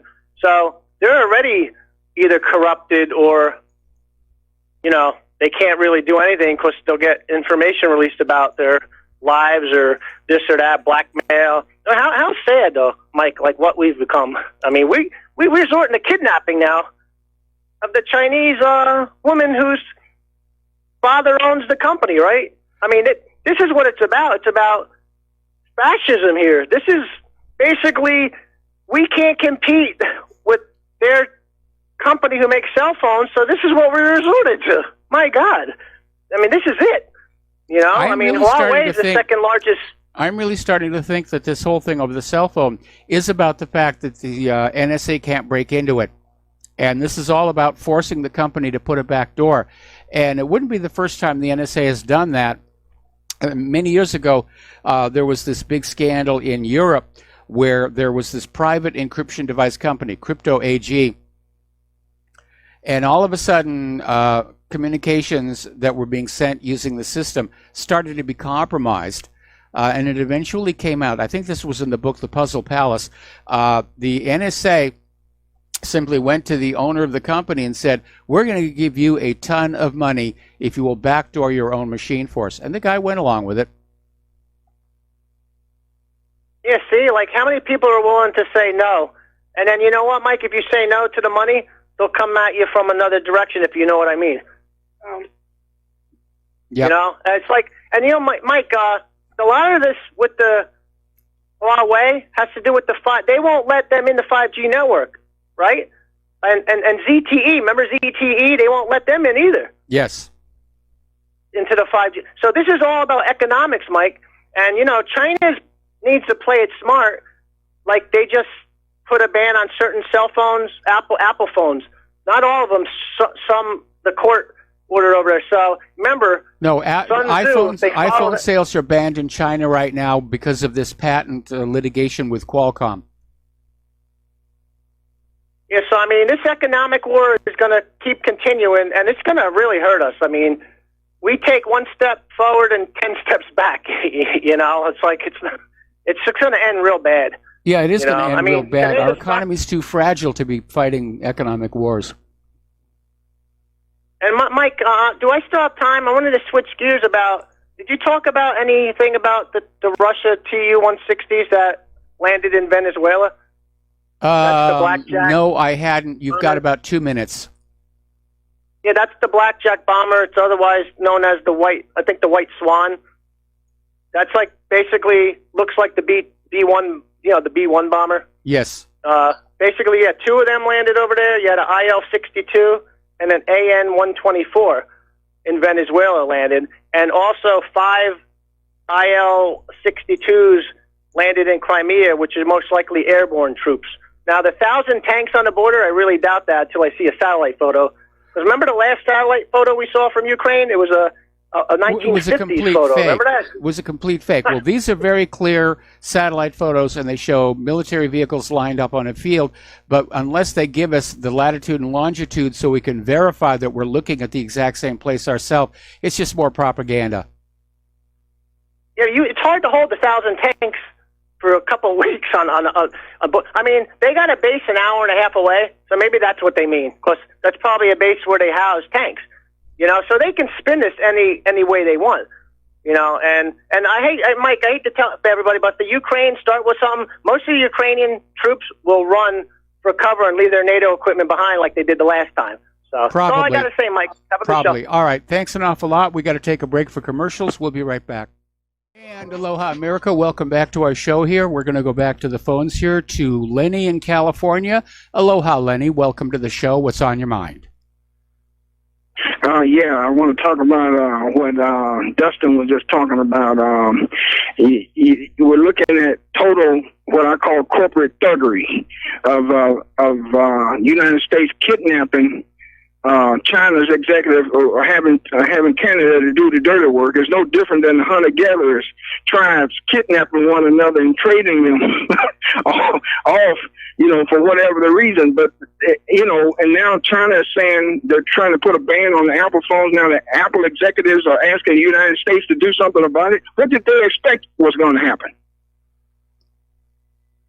Yeah, it is. You're right. It's thuggery. The United States, because of the way the government has been managing the country, has lost the essential elements to having a functioning economy, good manufacturing, good agriculture products to sell. And now they're producing inferior products like the F-35, and they resort to arm twisting other countries to buy the product. Yes, our Patriots are more expensive and they're not as good as the S-400, but you will buy our product. You've got a nice country there. It'd be bad if, terrible if something bad happened to it. Yeah, yeah. I mean, it's just a really sad thing. And I'm looking at Macron and his little speech to the people. So basically, what he's doing is he's using the people's money, the taxpayers' money, to buy their loyalty temporarily, albeit. Okay, but it's still the classic definition of a politician, which I call totally classless. I mean, they're just, these people are these are the lowest of the low when it comes to humanity, if you want to call them humans. But I want to jump to Jerry Kushner, and you mentioned him earlier in your show today. Jerry Kushner has always been the go-between between Israel, the United States, and Saudi Arabia. Yes. Trump, I'm sure, would love to get rid of Mohammed bin Salman, but it was Netanyahu that said, no, I need him. And then Trump said, okay, well, I guess, we'll keep him. But it was Jared Kushner that furnished the names of the royal family, who were the so-called enemy within for Major bin Salman. And when he gave them the names, he put them in a hotel and tortured them. Some of them he actually killed. Now, what Jared Kushner got in return was Major bin Salman. Lenny, we got to back up. First of all, it's pronounced Salman, not Solomon.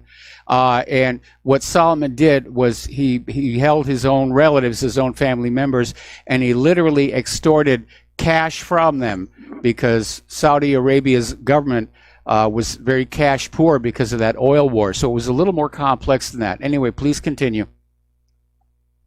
Yeah, but what I'm saying is what Jared Kushner got in return for furnishing those names to Salman, okay, was the Saudi Arabia sold out the Palestinians, and it turns out that Jared Kushner supposedly had investments in the settlements over there, where they were being invested over there.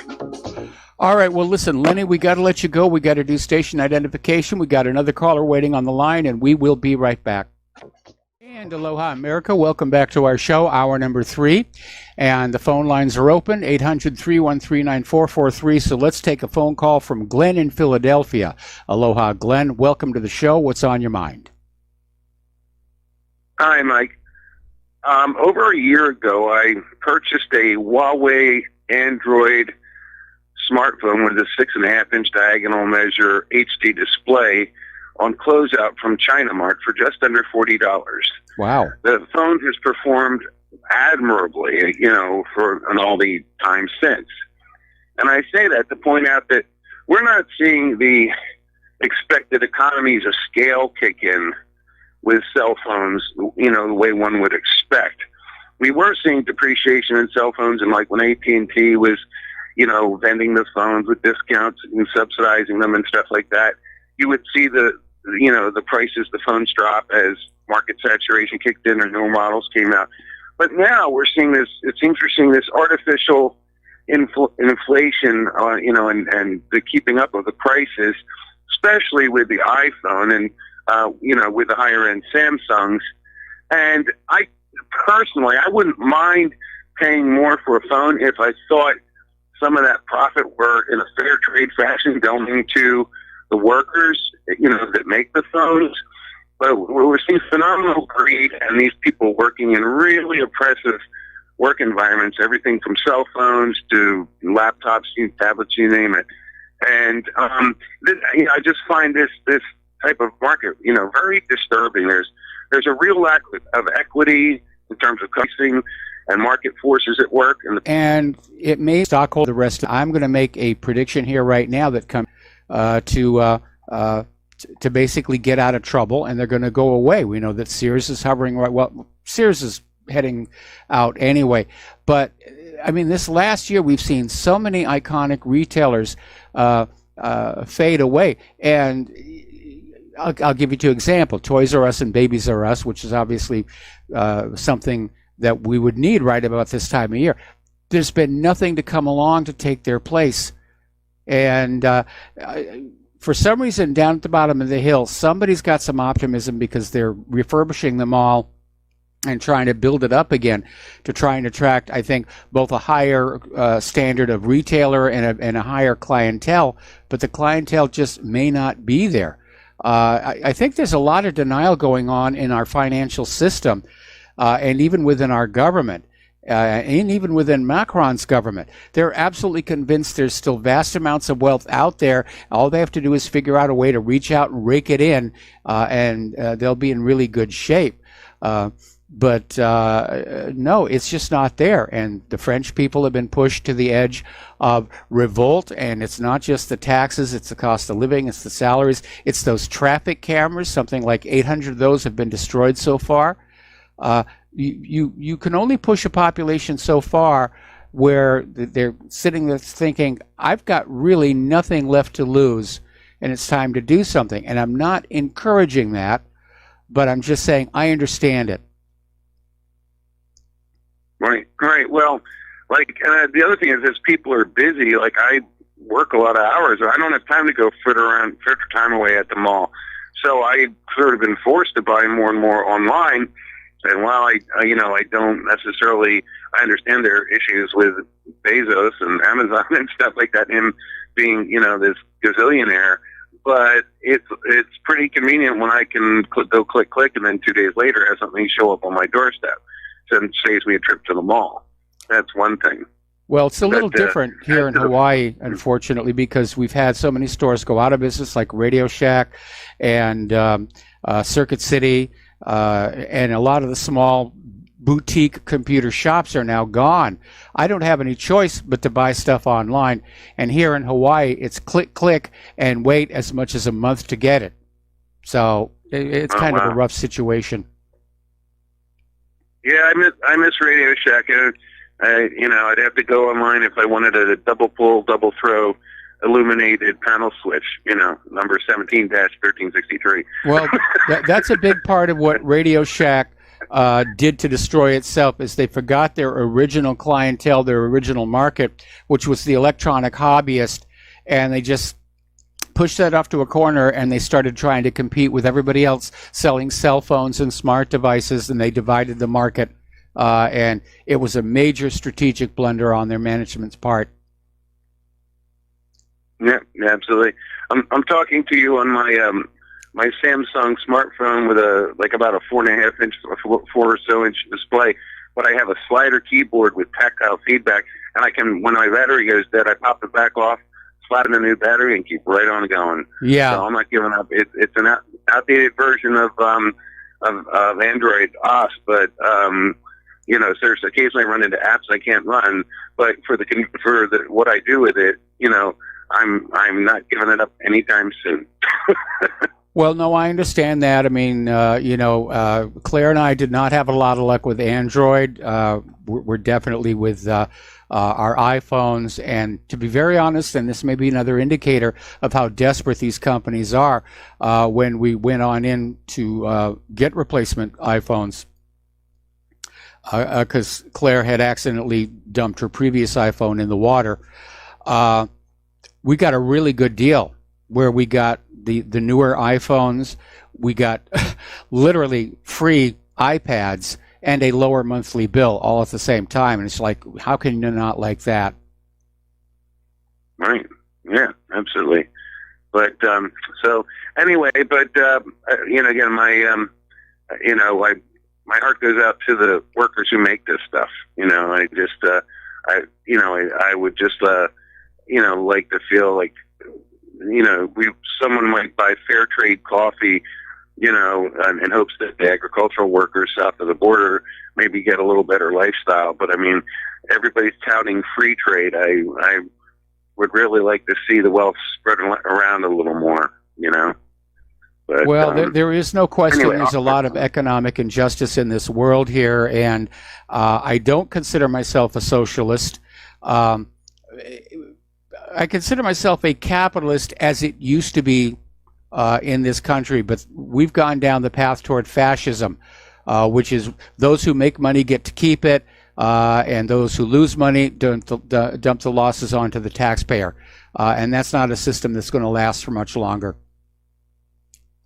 I've always liked the line from Hello Dolly, the musical Hello Dolly, where Walter Matthau is a wealthy entrepreneur, says about money, that it's like manure. It's not much use unless you spread it around. Yes. Anyway. Yes. Alrighty. Alrighty, Mike. Thank you. Take care. Have a good night. All right. Thanks an awful lot. And okay, we're going to do a shout out now to our on-air affiliates who are just now rejoining our network here. And that was our last phone call. So the lines are open. Over in Great Britain, there's been a major development. British Prime Minister Theresa May has now decided to delay the so-called meaningful vote on the Chequers Brexit deal, because it was for certain that had the election taken place, which was due for tomorrow, it was going to be defeated. There was already talk that she was going to have to step down. So she's put it on delay, and I'm not entirely sure where she can go from here. I don't think she can just bypass Parliament and go directly to the EU with this deal and say, here, it's done. But I don't know what she's going to do, because the EU will not back off their demands for the Brexit deal. I think she's just delaying the inevitable. And I think Theresa May's government may start coming apart over this whole situation. Okay, a little bit of good news. Do you remember back when the Obamas were in office, and one of the ways that Michelle tried to act like she was relevant to the process of governing was she put out this school lunch program where they came up with a bunch of arbitrary rules that all schools with a school lunch program had to follow, and it resulted in some of the most unappetizing and ugly food, much of which wound up just being dumped in the trash cans. It was that bad. Well, the Trump administration has now rolled all of that back, and so now the school cafeterias can go back to making things that the kids are going to want to eat, because better that they eat reasonably healthy food than not eat totally healthy food at all. It just doesn't work all that way. This happened last week, and over in Charlottesville, this gentleman, James Fields, was found guilty of first-degree murder for the August 12, 2017 death of Heather Heyer, along with 9 other charges. And apparently the jury did not buy that he was acting in self-defense when he drove down the street at a high rate of speed, even though the defense had found an Antifa member who had admitted brandishing an AR-15 at this guy. Over in Massachusetts, we love those liberal states here, the courts in Massachusetts gave an order for the gun permits that had previously been taken back be reinstated. The Massachusetts governor is choosing to ignore that court order, which I think would put him in contempt of court. But apparently Governor Charles Baker defended his role in a legal battle over firearm licenses, arguing that the state was required to tell local police chiefs hundreds of people should have their permits revoked at the urging of federal officials. So everybody's passing the buck. This gun owner hasn't actually done anything, but we have this person telling this person, telling this person, telling this person they probably should not have their guns. It's amazing. Over in New Jersey, as you know, they passed a new law banning the possession of any magazine capable of holding more than 10 rounds of ammunition. And the state police and the Attorney General's office haven't been able to actually say how they plan to enforce the law. And they haven't even come up with any guidance for those currently in possession of the magazines. I imagine those who currently have the magazines are probably going to hide them someplace. So apparently the law signed by Governor Phil Murphy says that people who possess magazines that will hold more than 10 rounds of ammunition have 180 days to surrender them, permanently modify them to only accept up to 10 rounds, or transfer them to somebody who's allowed to legally own them.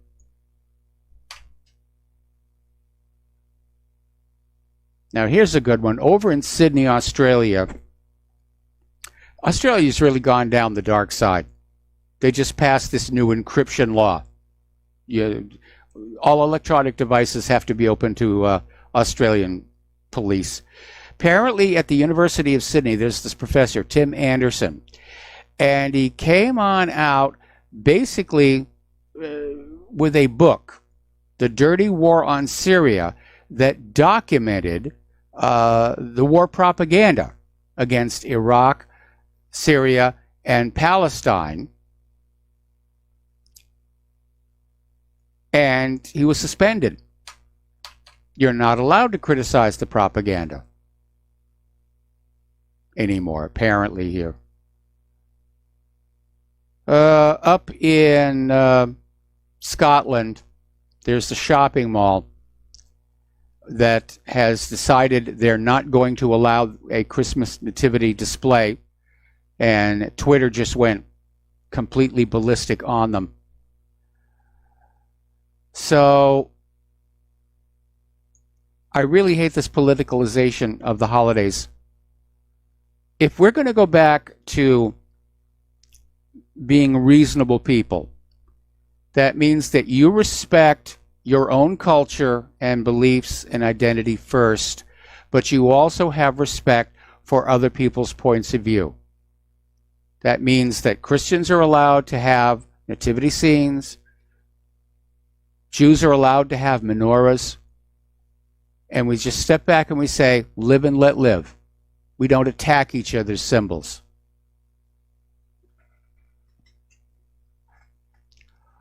Over in California, as you know, they're broke. They are absolutely broke. They've got a pension crisis. They've got huge costs that have been incurred by the illegal immigrant problem. So what are they going to do? Tell the illegal immigrants to leave and stop using up all the funds? Oh, no, we can't do that. We need them to vote Democratic. So California now wants to impose a tax on texting from your phone. That's their new solution. They want to tax your texts. Now, as we mentioned earlier, Apple is dealing with a broad iPhone sales ban in China, and the issue has to do with a patent battle with Qualcomm involving some of the features. In particular, one that allows users to reformat the size and appearance of photos and manage applications on a touch screen while navigating through the phone apps.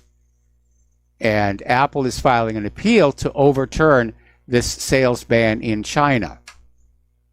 Now, I understand the idea of a patent and intellectual property, but sometimes it does get down to really narrow extremes that cause more harm than good. When I was first getting started with computer animation, there was actually a company that tried to patent the concept of anti-aliasing, even though it had been in the academic press and it's a standard thing. Everybody was doing it. But this company actually came on out and tried to patent anti-aliasing so that anybody using anti-alias software would have to pay them a piece of the action. We're going to get you a piece of the action here. Over at Patreon, Sargon of Akkad got his account banned. And this is Carl Benjamin is his real name. Was removed from Patreon service, and get the reason why. He used the N-word on another YouTube stream 10 months ago.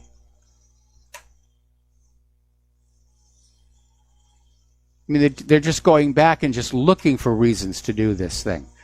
Gavin McInnes, the founder of Proud Boys, has been unpersoned on YouTube. All the channels are down. Facebook suspended Ben Garrison's cartoon page for 24 hours because of his cartoon about the evil holiday gift guide. So it now raises a question. Is Silicon Valley morphing into the morality police? I always thought they were all about technology. But now they're becoming the morality police, controlling free speech on its platforms, which means their executive offices have been infiltrated by intelligence operatives. We've got to take a break for commercials here. We've got a caller waiting on the line, and we'll be right back. And aloha, America. Welcome back to the show. We're going to go to the phones here to Art off the grid. Aloha, Art. Welcome to the show. What's on your mind? Okay. I'm sure anybody would admit that there are, regardless of who the host is, there are always times when they'll be talking about something you don't care much for, and so you'll get up and you'll leave, go take care of something, come back, whatever. And I was doing that. I went outside for a second to take care of something. I walked back in the door, and I heard taxing your text. Yes. Now, unfortunately, I didn't hear where this was taking place. So before I say anything, I'm going to go out on a limb here and say this was in California. You're absolutely right. that's where they're planning to do this. Okay. Somehow it just sounded like something, commie fornication would do. Yes. All right. Well, I've always said if you really want to know in which direction the nation's going, you watch two particular states. You watch California, and then you watch New York. These are your two big ones. Yes. And then there are others that are just below them. But you watch those two. Those are the two big ones. And see, here's the thing. Now, people like me, I pay $30 a month. Prepaid, covers unlimited talk and text. Yes. Now, why do I do that? Well, I live on an extremely limited budget, and so I have to make sure that for every dollar I spend, I get my $3 worth. Yep. There are a lot of people in this country, if not the majority of the people in this country, who are living this way now. And they've become, for better or for worse, a little bit better at it. It takes a little getting used to, but in time you get pretty good at living on a shoestring budget when all you have are, a couple of short pieces of thread to work with. Yes. So now here's here's where I'm kind of thrown when I hear things like taxing your text. First of all, that doesn't bode well for those who are already suspicious that our texts and our emails are being monitored. Okay? This just is going to add to that paranoia. And paranoia is an unfounded fear, and my fears are not unfounded. So that doesn't do well for my already suspicious mind. Then I have to wonder, okay, is it just going to be a tax per text, or are they going to tax per word? And if they're going to get into this per word, how are they going to know how many words you're using? You see, this opens up a whole new can of worms that a lot of people are going to want answers to some serious questions, and I don't think anyone's prepared to give those answers. Do you? Probably not, but I imagine it's going to be simply a tax per text, because to tax per word or letter would be openly admitting that the texts are being scanned and read, albeit by machines, and that's already a hot button topic with the American people. But the idea of the story is not so much that the texts are being taxed, it's that these various governments, both at the state and federal level, they're desperate. They are out of money, and they're trying desperately to figure out some way they can get you to give more. But we're already at the point where the French people are. We pay huge amounts in taxes. We get almost nothing back in value from the government. It's all going to the war machine. It's going to the refugees. It's going to the illegal immigrants. It's going to political corruption. It's going to Israel. And a lot of people can be forgiven for asking, why am I giving so much money, working so hard and giving so much money to get so little of it back? Right. And it just, it never ceases to amaze me. Remember back during when they first began to, and this is what a lot of people, their long-term memory just doesn't really click. Remember back during the debate of the TARP program? Yes.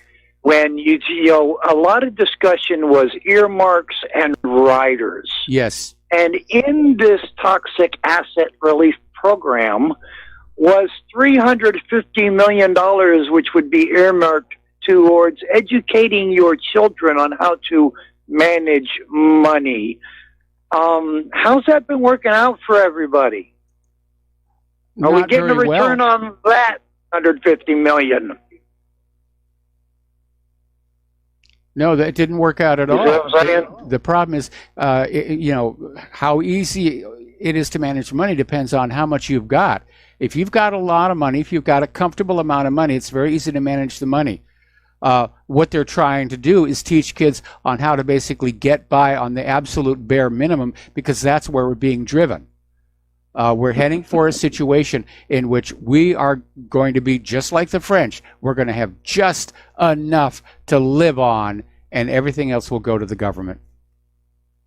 Yep. And, I find it very odd that the very people who just cannot seem to balance a budget to save their lives think that they're better qualified than we are to teach our children how to manage money. It's absolutely ridiculous. It hey, really, thanks, it Mike. really Talk to you later, man.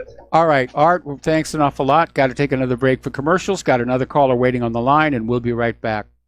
Aloha, America. Welcome back to our show. We're going to go back to the phones here. Rick in Arizona. Aloha, Rick. Welcome to the show. What's on your mind? Yo, Mike. I just wanted to give a shout out to Sway Guevara and John Minadio, Handsome Truth on from the GDL, Handsome Truth. Those were the guys that got Brett Favre to read that cameo. As far as the censoring goes, if we don't try to put a stop to this, you're next. If they get these people off the internet and nobody makes a big fuss about it, then they're going to take it to the next level. And it's going to be you. It's going to be even, I'm not sure about Alex, because I was watching Alex a couple days ago, and he was interviewing a guy with a keep a Make America Great hat on, and on his wall he had the Israeli flag, not the American flag. He had the Israeli flag.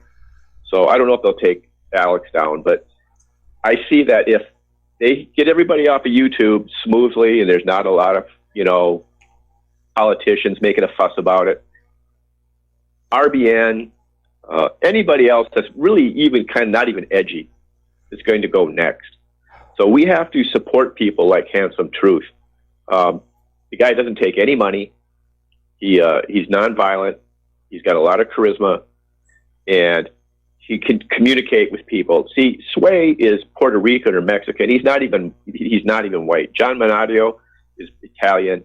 So this attack by the media saying it's white supremacist is just hogwash. Yes. And so I just want to let people know that we have to call your politician, call your representatives. It's just, I don't know. I just hope to hell that, they don't take it to the next level, and just support these people, and just whatever. Thanks for taking my call. All right. Well, you're certainly welcome here. And at some point, there's going to be a First Amendment issue that's being raised here. But I'm already seeing a phenomenon in that as people turn away from the controlled corporate social media sites like Facebook and Google and Twitter, they're starting to evolve ways of bypassing. They're communicating more through direct email. They're setting up mailing lists. And they're just going to find a workaround where all of these tightly controlled corporate media outlets they're still going to be in charge of the people who are looking for funny kitten videos. But for those of us discussing what's really going on in this country, there are going to be ways to get around that. And somebody may be working to bring back what was called FidoNet. See, here's the thing. At some point, there's only so much the corporate social media can do. To go any further than that, then the government has to step in, and then it becomes a First Amendment issue going up to the Supreme Court. So again, I am seeing so many symptoms in our central federal government that it is on the verge of tearing itself apart. I think it may self-destruct before it becomes a threat to much more of the American people. I certainly hope that's going to be the case here. Alrighty, so the phone lines are open. Getting on back to the news here. We were talking about the morality police, how Silicon Valley is apparently less interested in new technology and more interested in enforcing certain views. And apparently Google has now approved an app for Muslims to report people who commit blasphemy.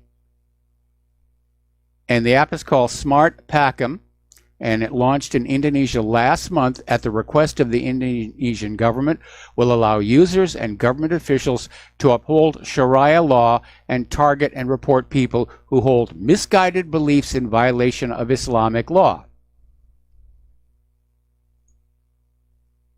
So, they ought to rename Google. Instead of Google, it ought to be AFAB. Anything for a buck. Another story, this one is coming out of Investment Watch blog, and it's talking about a new report from the Oxford Internet Institute, basically saying that there is a growing threat of organized social media manipulation worldwide. And despite efforts to combat computational propaganda, the problem is growing at a large scale. So they're buying computers to basically go on out and basically throw out junk news, disinformation, trying to polarize and manipulate voters. But you know, it's an interesting thing about propaganda. It only works if the population doesn't realize they're being propagandized. Once the general population understands they are being propagandized, it stops being effective. Because when people hear something, the first thing they're going to think is this more propaganda? And that's probably one of the things that would be really good to be teaching those people who are still on the blue pill. Is you need to understand you're lied to, not occasionally, but all the time. Saddam's nukes, human-caused global warming. In fact, there's another article that's out there on whatreallyhappened.com's front page about how if we don't curb carbon emissions in the next 15 years, the Earth will return to what it was 50 million years ago, of burning hot. The dinosaurs will come back, I guess is what they're saying here. Over in California, they're still cleaning up after those horrendous wildfires, which were caused by chronic mismanagement. On that one issue, Donald Trump is absolutely right. You don't let the wild areas just grow wild in the name of environmentalism and nature. The wild areas have to be managed, or you're going to get these kind of fires. Here is the situation. California doesn't have the money to fix all the damage. And the problems that led to this aren't being addressed. This is coming out of the Wall Street Journal. They're calling it yet another $1 trillion unfunded liability. So let's talk about some science and health news here. Apparently, infant ibuprofen has been recalled from Walmart and CVS. Tests revealed it had such high concentrations it could cause permanent kidney damage. Apparently, there was too much ibuprofen in there, and it could result in permanent renal or kidney damage among the babies. Company statement said there's a remote possibility that infants may experience side effects including nausea, vomiting, stomach pain, and diarrhea due to the increased potency. I got to tell you, more people need to pay attention to those disclaimers at the end of those glitzy commercials for prescription medication. And by the way, did you know the United States is one of only 3 nations that allows prescription medication to be advertised to the public. So you go into your doctor and say, I saw this on TV last night. I want some. And the doctor says, oh, all right, here's a prescription here. Remember Vioxx? They had a major class action case down in Australia. Somebody has leaked on out the fact that Merck Pharmaceuticals made a hit list of doctors who were criticizing Vioxx. And the list, which was being emailed between Merck employees, contained doctors' names with the labels neutralize, neutralized, or discredit next to them. Now, we haven't heard from Robert F. Kennedy Jr. in a while, but he's back in the news. Basically, he filed suit against the Department of Health and Human Services for vaccine safety violations. They won the lawsuit. It turns out this federal agency, which is supposed to be looking out for vaccine safety, is paid taxpayer money to look out for vaccine safety, had not been carrying out tests on vaccines for over 30 years. In other words, vaccine safety is a sham. It's an advertising phrase. So here we had a government agency that was charged with protecting the public, and they're not doing their job. They don't want to get in the way of Big Pharma's cash cow, because Big Pharma writes those huge campaign donation checks here. Apparently, there are 271 new vaccines in the pipeline in the medical industrial complex. And why not just get out those needles and stick them on in? Because remember, that National Childhood Vaccine Injury Act of 1986 absolved drug companies from all medical legal liability when children die or become chronically ill with vaccine-induced autoimmune disorders. So they just crank that stuff on out, and it's harming people. We keep seeing it in the news over and over again, but nothing can happen to them. And it's not just that act. There was actually a rider in the Homeland Security Act that reiterated it. Vaccine companies are safe. They're indemnified from civil litigation. And the rationale was, in the event of a biological terror attack, the vaccine companies would have to move as quickly as they could without fear of litigation. Now, here's a story coming out of John Rappaport's blog, and it's basically about the growing problem of faked medical reality. And let me give you a quote here. It is simply no longer possible to believe much of the clinical research that is published or to rely on the judgment of trusted physicians or authoritative medical guidelines. I take no pleasure in this conclusion, which I reached slowly and reluctantly over my 2 decades as an editor of the New England Journal of Medicine. Marcia Angel, MD. And the faking of medical reality, of course, has become part of the process of marketing and selling medications. Why bother spending all the money on actually making sure it's safe and effective when you can hire companies, and there are companies where this is all they do, that will write up phony research papers extolling the virtues of the product, and then they'll find some academic who, in exchange for some kind of a favor or money, will submit it to the journals as their own, and they tend to get published. And then what does the FDA rely on to decide if a drug is going to be improved? Those faked medical research papers. It is a scam. And I'm not a Christian Scientist, but I just stay away from the medical industry as much as I can here.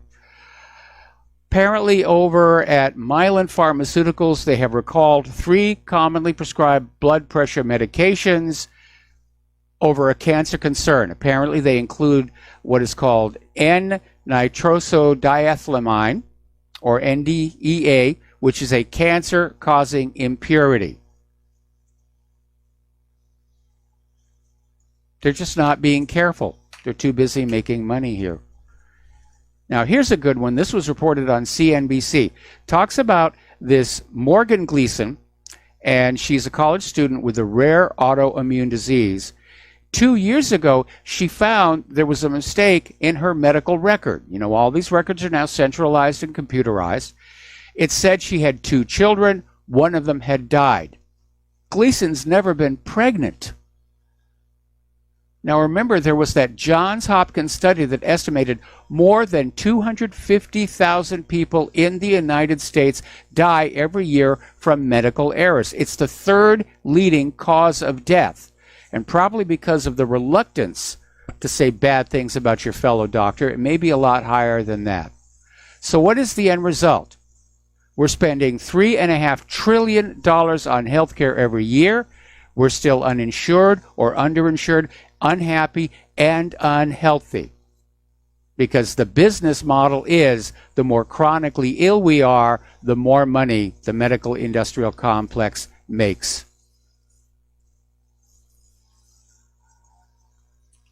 It's amazing. Alrighty. Apparently, there was this teacher was teaching at this school, and apparently he has been fired for refusing to use transgendered students' preferred pronouns. And the teacher agreed to use the student's new male name, but tried to avoid using any pronouns when referring to her. He had taught her when she was still a girl. And she went and complained and said the fact that he wouldn't say any pronouns made her feel uncomfortable and excluded. And they fired this guy.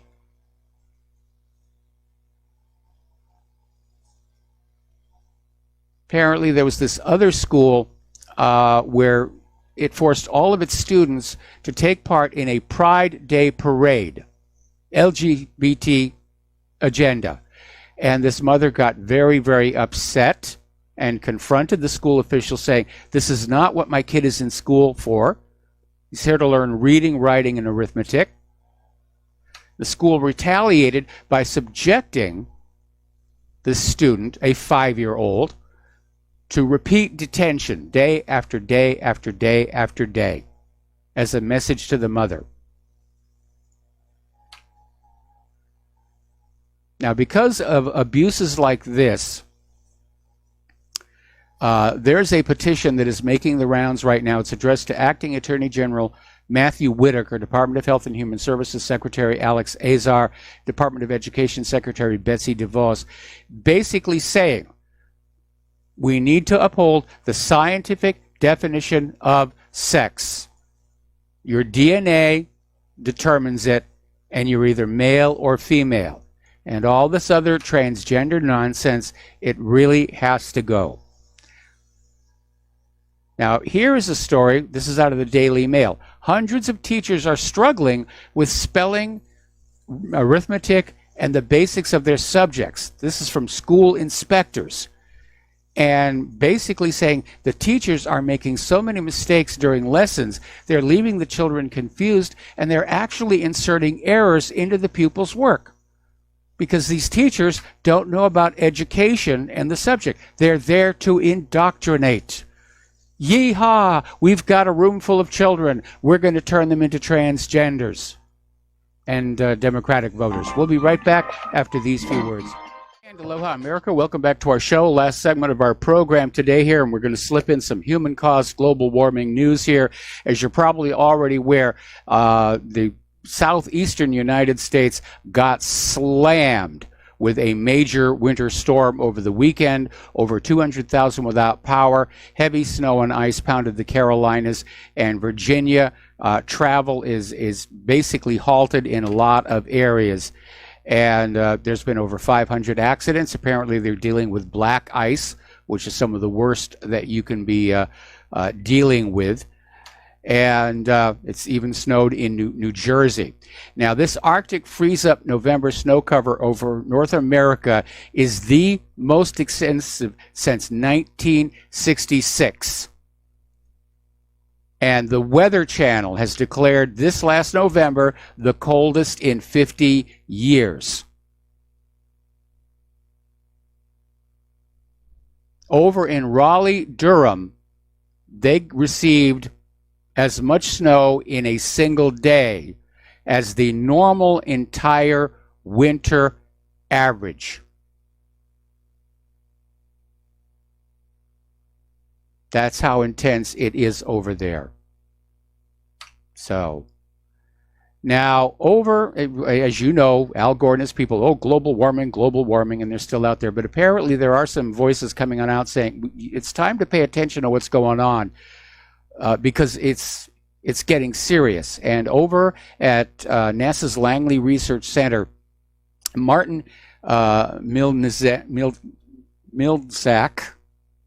if I can get that right here, is saying the sun is entering one of the deepest solar minima of the space age.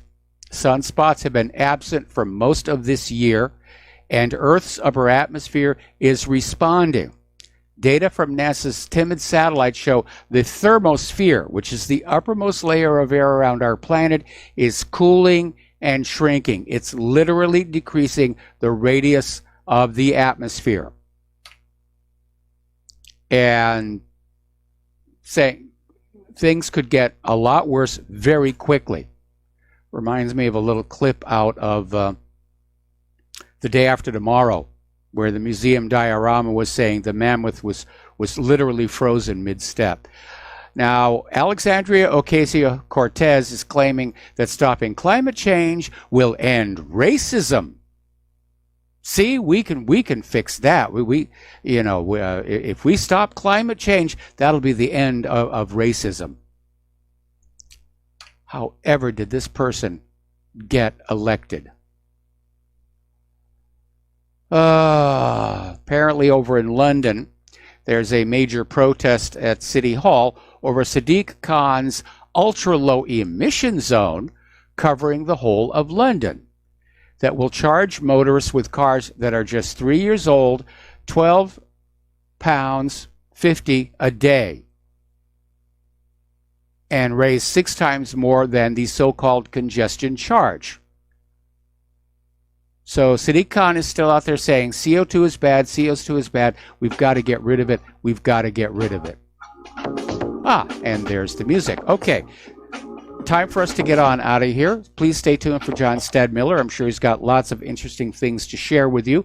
Please take what you learn here, share it with everybody that you know. Get the message on out there to people who don't yet understand.